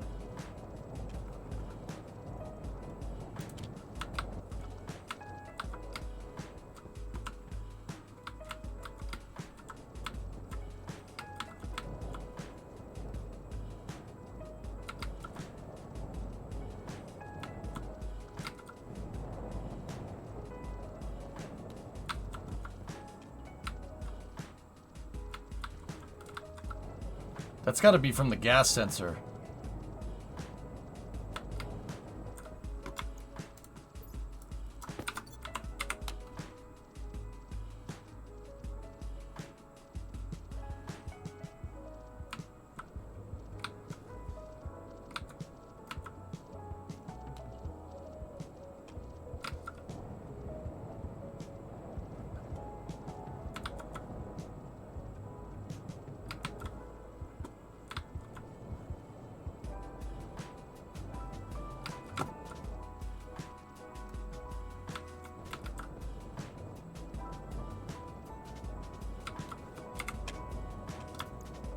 That's weird.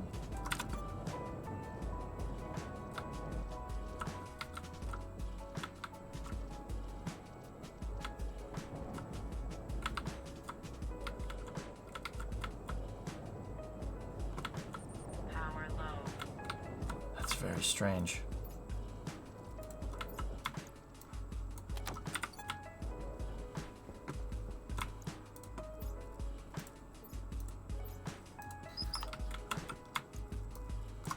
Airtime critical.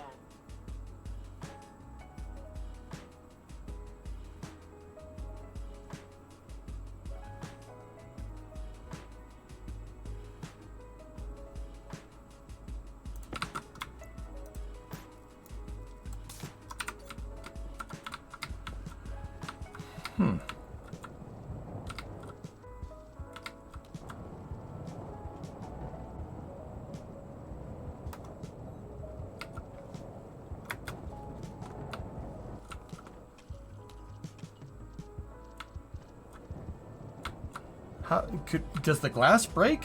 I don't understand. What the hell's going on here?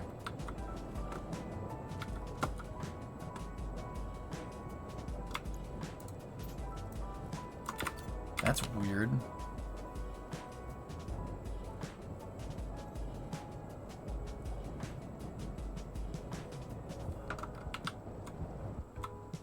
Oxygen low.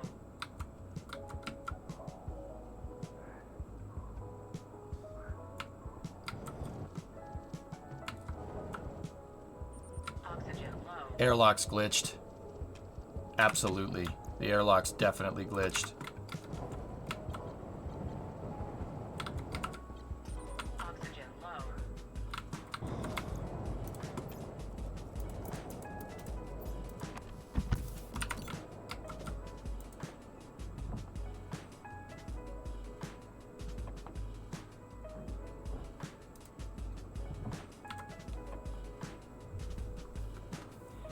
Let's let the thing fully pressurize and we'll see what happens. Oxygen low. Oh. Oxygen critical.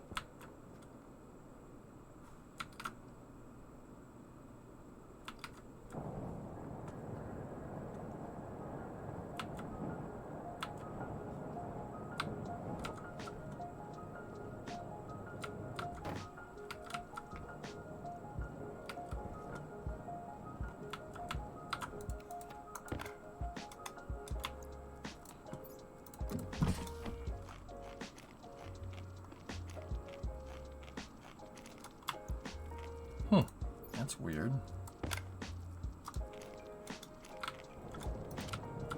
Yeah, that just looks like a glitch to me, fellas. That just means, well, it just means we gotta build a new enclosure. Yeah. Shame. Yeah, if we had a leak, we would know exactly. Hey Jay, unrelated question. Pressurization in aircraft is used to maintain suitable conditions at high altitude since O2 concentration and pressure is much lower. Yeah. Which of the two is more dangerous? The air we exhale has large amounts of O2, so we don't actually need that much, but the low pressure might not allow for the O2 to be absorbed in the lungs. Sorry for long text.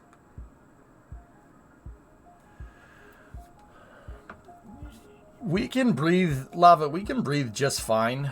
We can breathe just fine at like 5 psi or like 33 kPa as long as the mixture is right. You can breathe, humans can work just fine in lower pressure.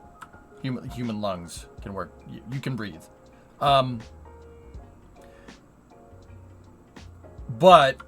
like, so pressurization in aircraft is used to maintain suitable conditions at high altitudes since O2 concentration pressure is much lower.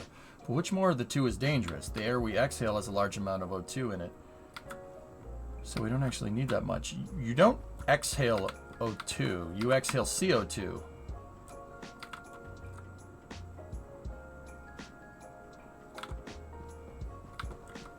You need a certain amount of oxygen to go in there to keep your blood oxygenated, right? You have to keep, yeah. So I mean, we can work at lower pressure, but you've got to breathe more. It's like at high altitude, you have to inhale for longer. Even a longer inhale, like in Denver, right? If you know, is not going to get you as much oxygen, so you have to breathe longer and deeper to breathe normally, right? Like, you don't use all the oxygen you inhale. Some of it comes back out. So I'm confused. What do you mean? Like, what do you mean? What's more dangerous? The air we exhale is. I got to read this question again. Sorry, Lava. It kind of messed with my head a little bit. The air we exhale is a large number of O2, so we don't actually need that much. But the low pressure might not allow for that O2 to be absorbed into the lungs. Sorry for the long text. I don't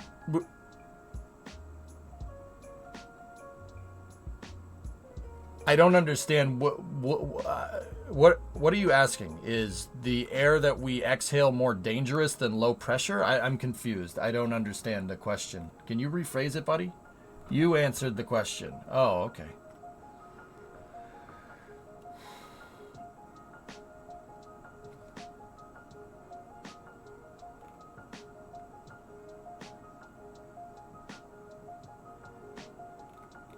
Yeah, you got to have a certain amount of it, right, to oxygenate your blood correctly. But I'm not sure what are the two. Which of the two is more dangerous? I don't understand where that's come. Like, what does that mean?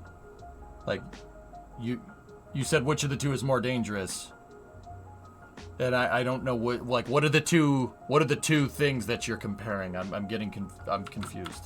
I'll give you a second to type it out. I'm gonna quick save and then I'm gonna restart the game. Just to see if that airlock thing is something that...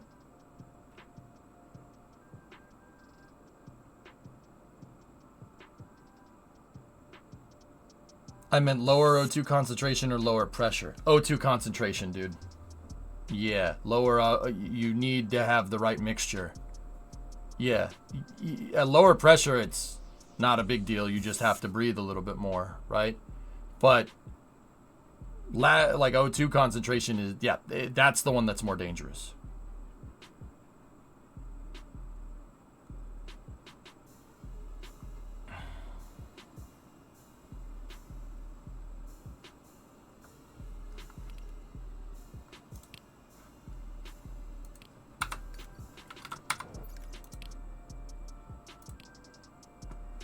Just gonna give the game a quick restart here.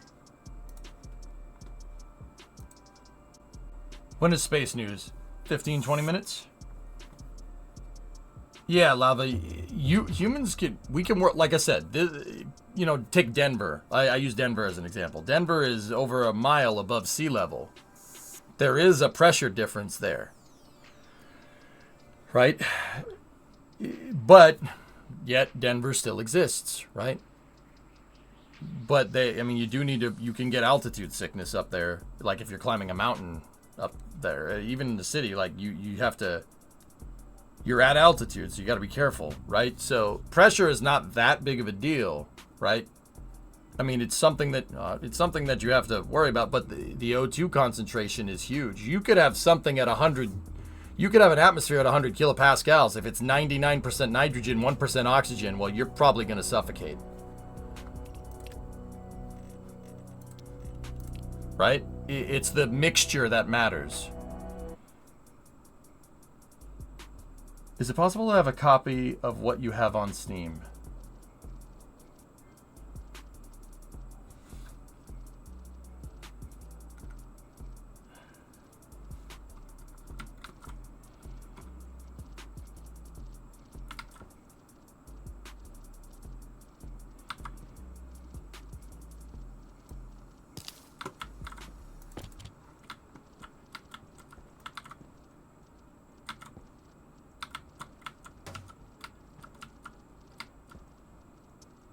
What's going on?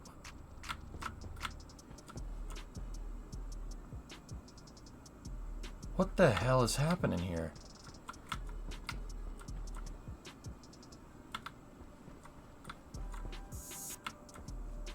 Did they patch the game? I'm so confused.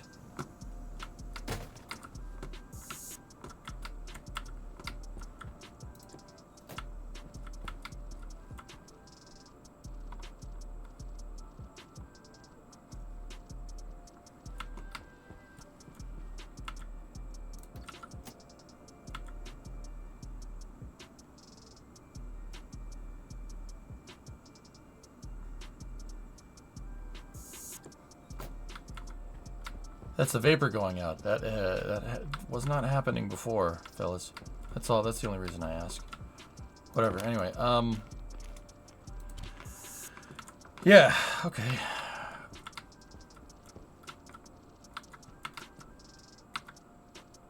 Why are those potatoes damaged? I'm confused.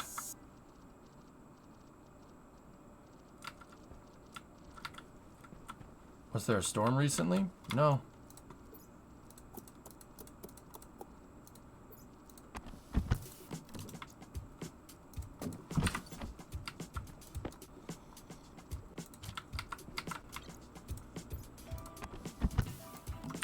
Anyway.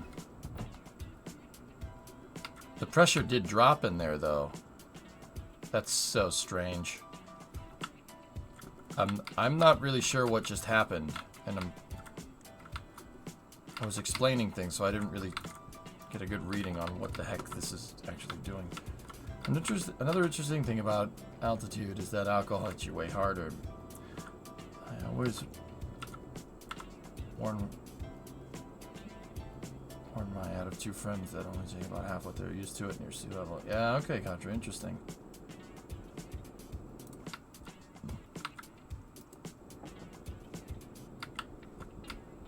Is this no? It's dedicated. It's non-dedicated, bro. Andy. If I log off, the game goes, the server shuts off.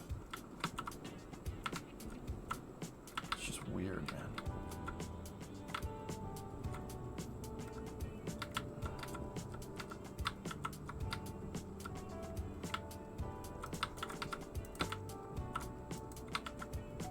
How do we?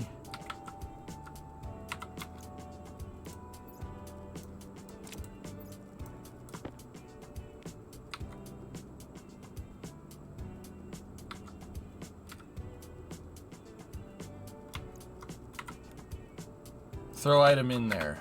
It doesn't. It's not letting me. Do we have to? That's a data connection. I don't understand.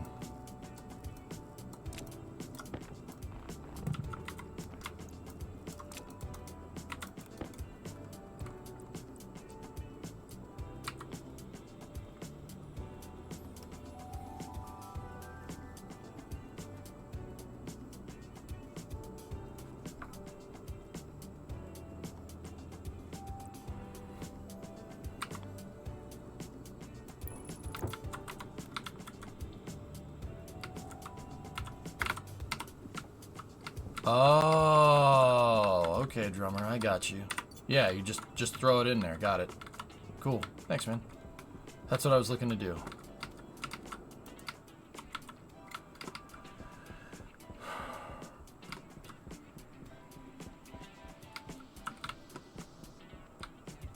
Get the smart chute so you have the lever. Yeah. I rarely need to throw stuff in there, dude. It's just like the recycled stuff, so we can just shoot some hoops. Ready? Later. Cool. All right, anyway, back to what I was doing. Let's get the automation here with the mining tools and whatnot. Actually, we were working on the landing pad before we had to empty out the centrifuges. I'm just gonna leave those there. Let's figure out the landing pad stuff. Boop, boop. Boop. All right. Let's see. So these are the craft that are in the area. We just got to see what our antenna angle. 113 from contact. Yeah, Crafty, another battery is something that we're going to add. I'll build a new, we need to build out a new base. I need to build out a new enclosure. Well, I'll probably build it into the wall, into this mountain here, because that's cool, you know?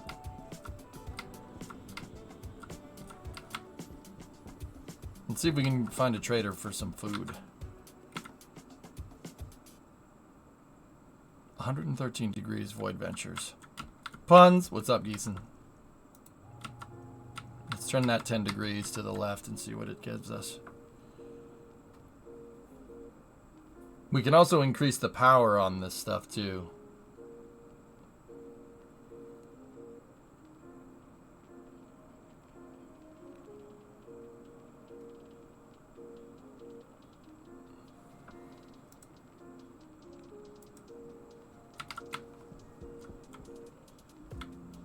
And we also got to work on those corners too.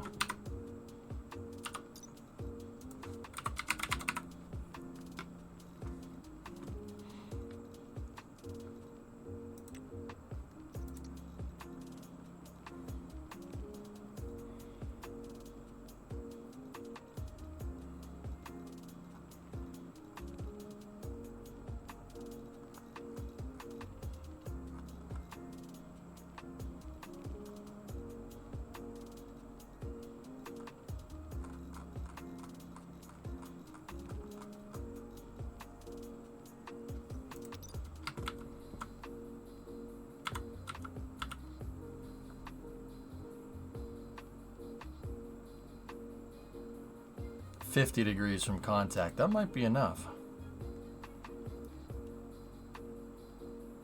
Nope.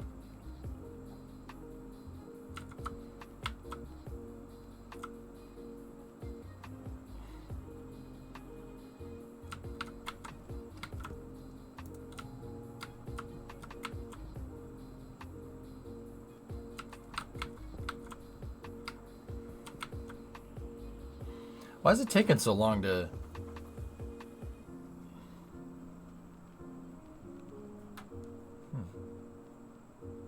Can you build your own ship and leave the planet? You can build a rocket and leave the planet, Rice, yeah. You have to build the dang thing, though. Like, almost Kerbal style. Like, see? You got engines. And then there's, like, the outer skin of the rocket and stuff that you have to... And you got to make the fuel for it, the launch tower, the pad. You got to make a bunch of stuff. It's actually pretty hardcore, dude.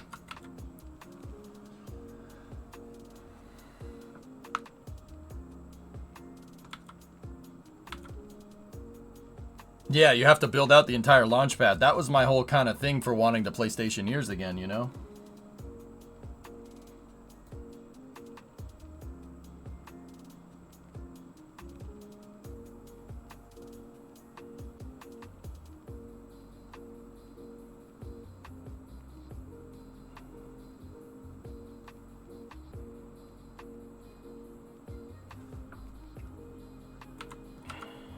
Let's go for the 5x5 because we haven't seen one. It's just really annoying because it takes such a long time for the antenna to figure out what's going on.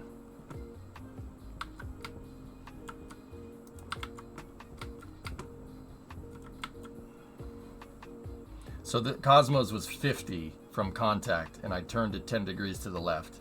That's 57 now, so...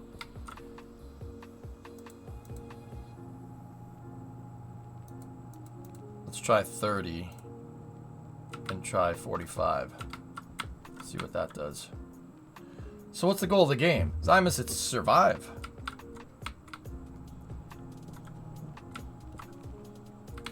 Hey Vasi, what's going on, buddy? Surviving is the thing. You survive and thrive, dude. Think like Minecraft.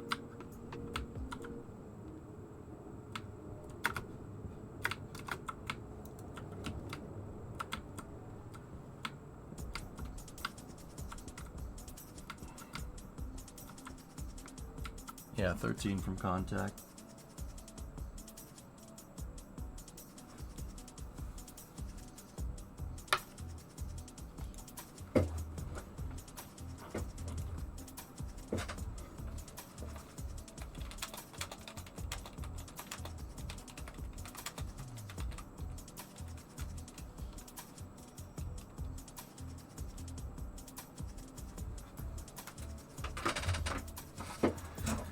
Is there an ending or is it infinite?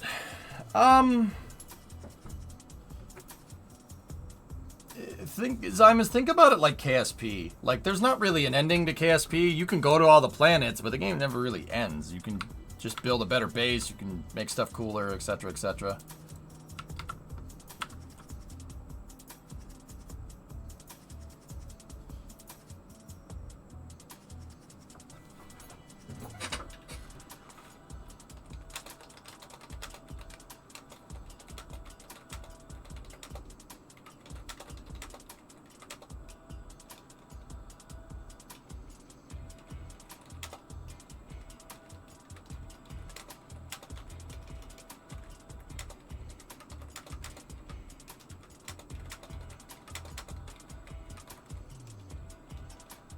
Give me 1 second, dudes.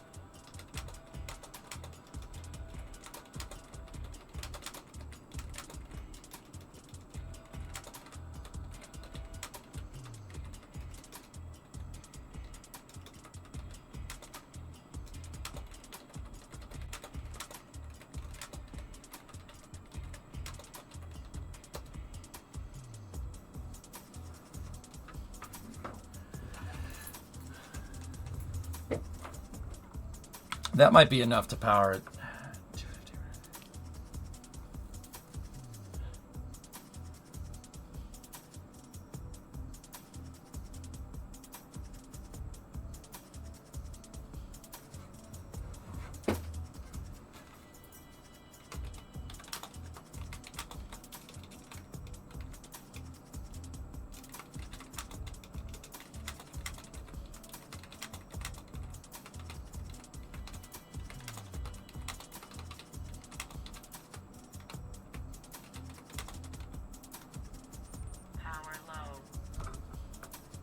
Contacted. All right, here we go. Landed, baby. Come on down. You're the next contestant on The Price is Right.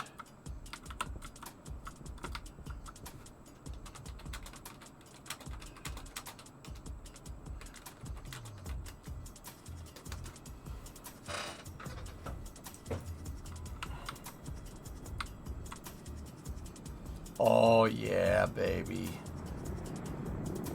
Dude. Killer. Oh, look at that thing. That's cool.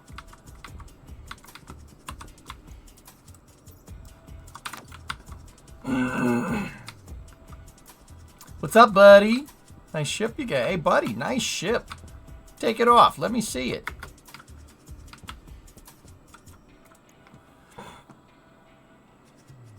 Cereal bars. Droid repair kit. Spray cans. Chem lights.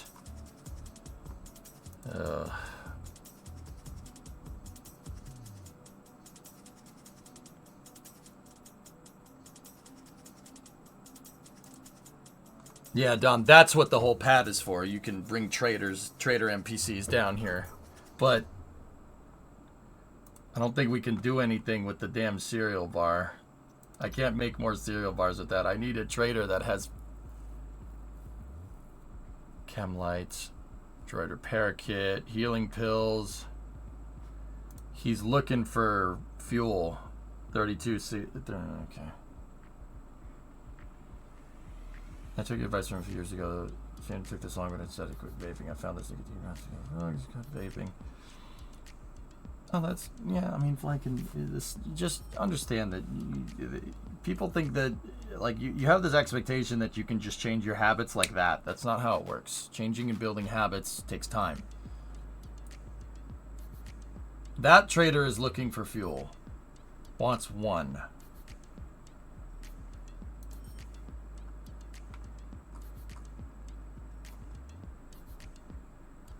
This guy doesn't have anything useful. Alright, get out of here.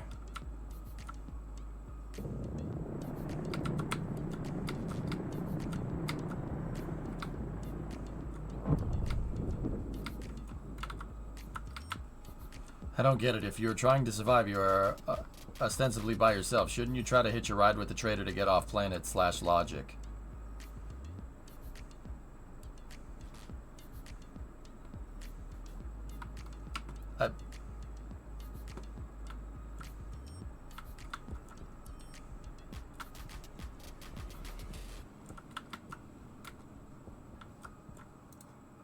I mean, I guess, dude, yeah. I mean, if you want to look at it that way, you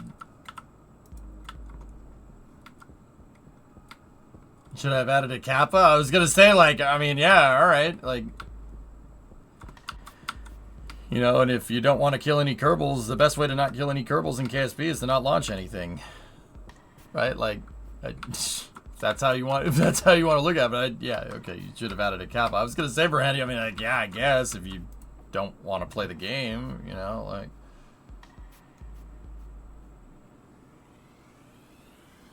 Contact the other one? Nah, it's 4 o'clock, dudes. Let's get some space news figured out. Did you use a script to find the trader? No.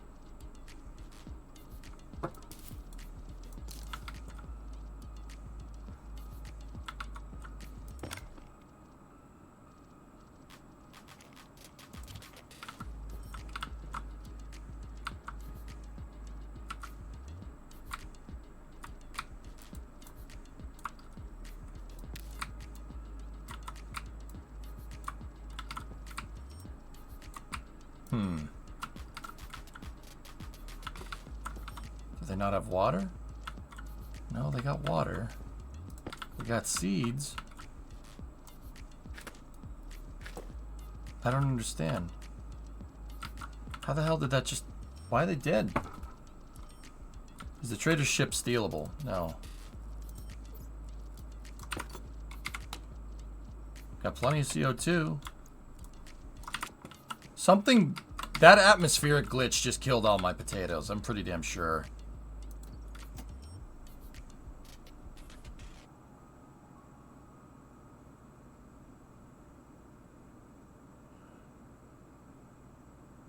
Is there any way for you to get different food after your seeds blowing away? That's why I have the trader booth up, Bob, because I'm trying to get something other than potatoes. You can make food that... Well, first of all, the potatoes are perishable, right? Like, I could make candy bars and stuff. Like, you can get a kitchen, right? Like...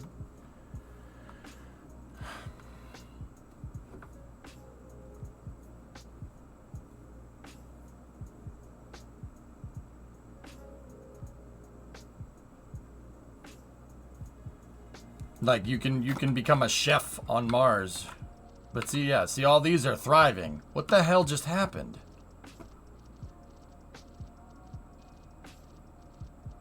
Because I noticed that with the atmospheric glitch, the potatoes were dying. But then again, it may have been light stress. I don't know. Let me check.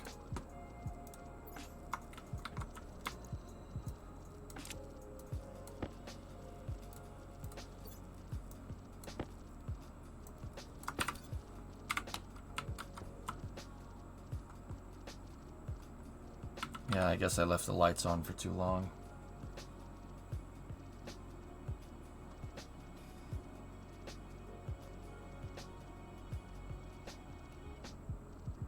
Yeah. Alright. Expanding the base and getting a better hydroponics bay is something that we're probably going to need to work on next time.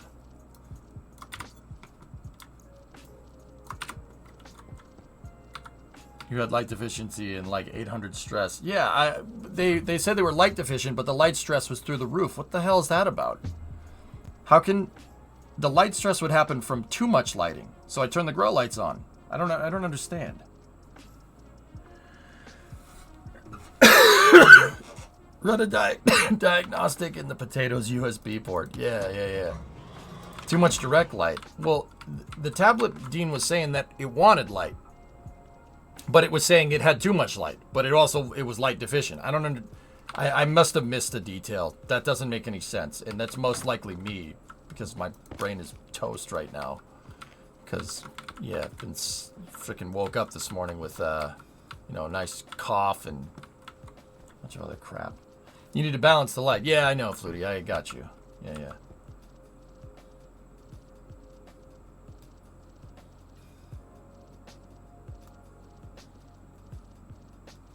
No, we didn't get much temperature spike, but I think we did have some glitch with the atmospherics here. The airlock started screwing up, and that may have made a vacuum that killed the plants, But who knows? Anyway. And then when I came back in, this thing was shooting off condensation. It was shooting out steam everywhere. I don't know what that's about. But I shut it off and turned it back on, and it was fine. Yeah, I don't know. I don't know. I don't know if the game... I can't be sure if the game glitched or if we did something wrong or...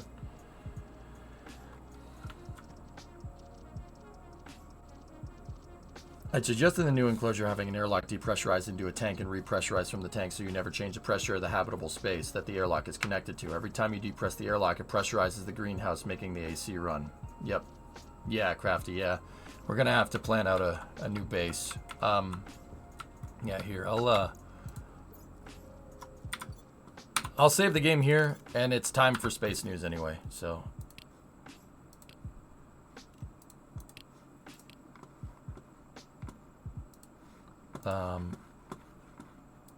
Cool. Yeah, so give me 1 second. I'm gonna bring the title card up, and we have a launch in about 2 hours here, so we'll there's some cool stuff that I wanted to talk about with space stuff, and yeah, we'll do space news now, and then after the launch we'll switch over to I had cities teed up, but I don't know. Maybe we'll play hearts or something. I don't know. Yeah. I mean, city. I mean, you could play cities. I don't know if I can. I don't know if I have the capacity to play hearts. We'll figure it out. Would working on a small project of automating the grow lamps be a good idea? Well, yeah. The new base would have a hydroponics bay in it. Basically implied that I gotta figure out some grow light automation.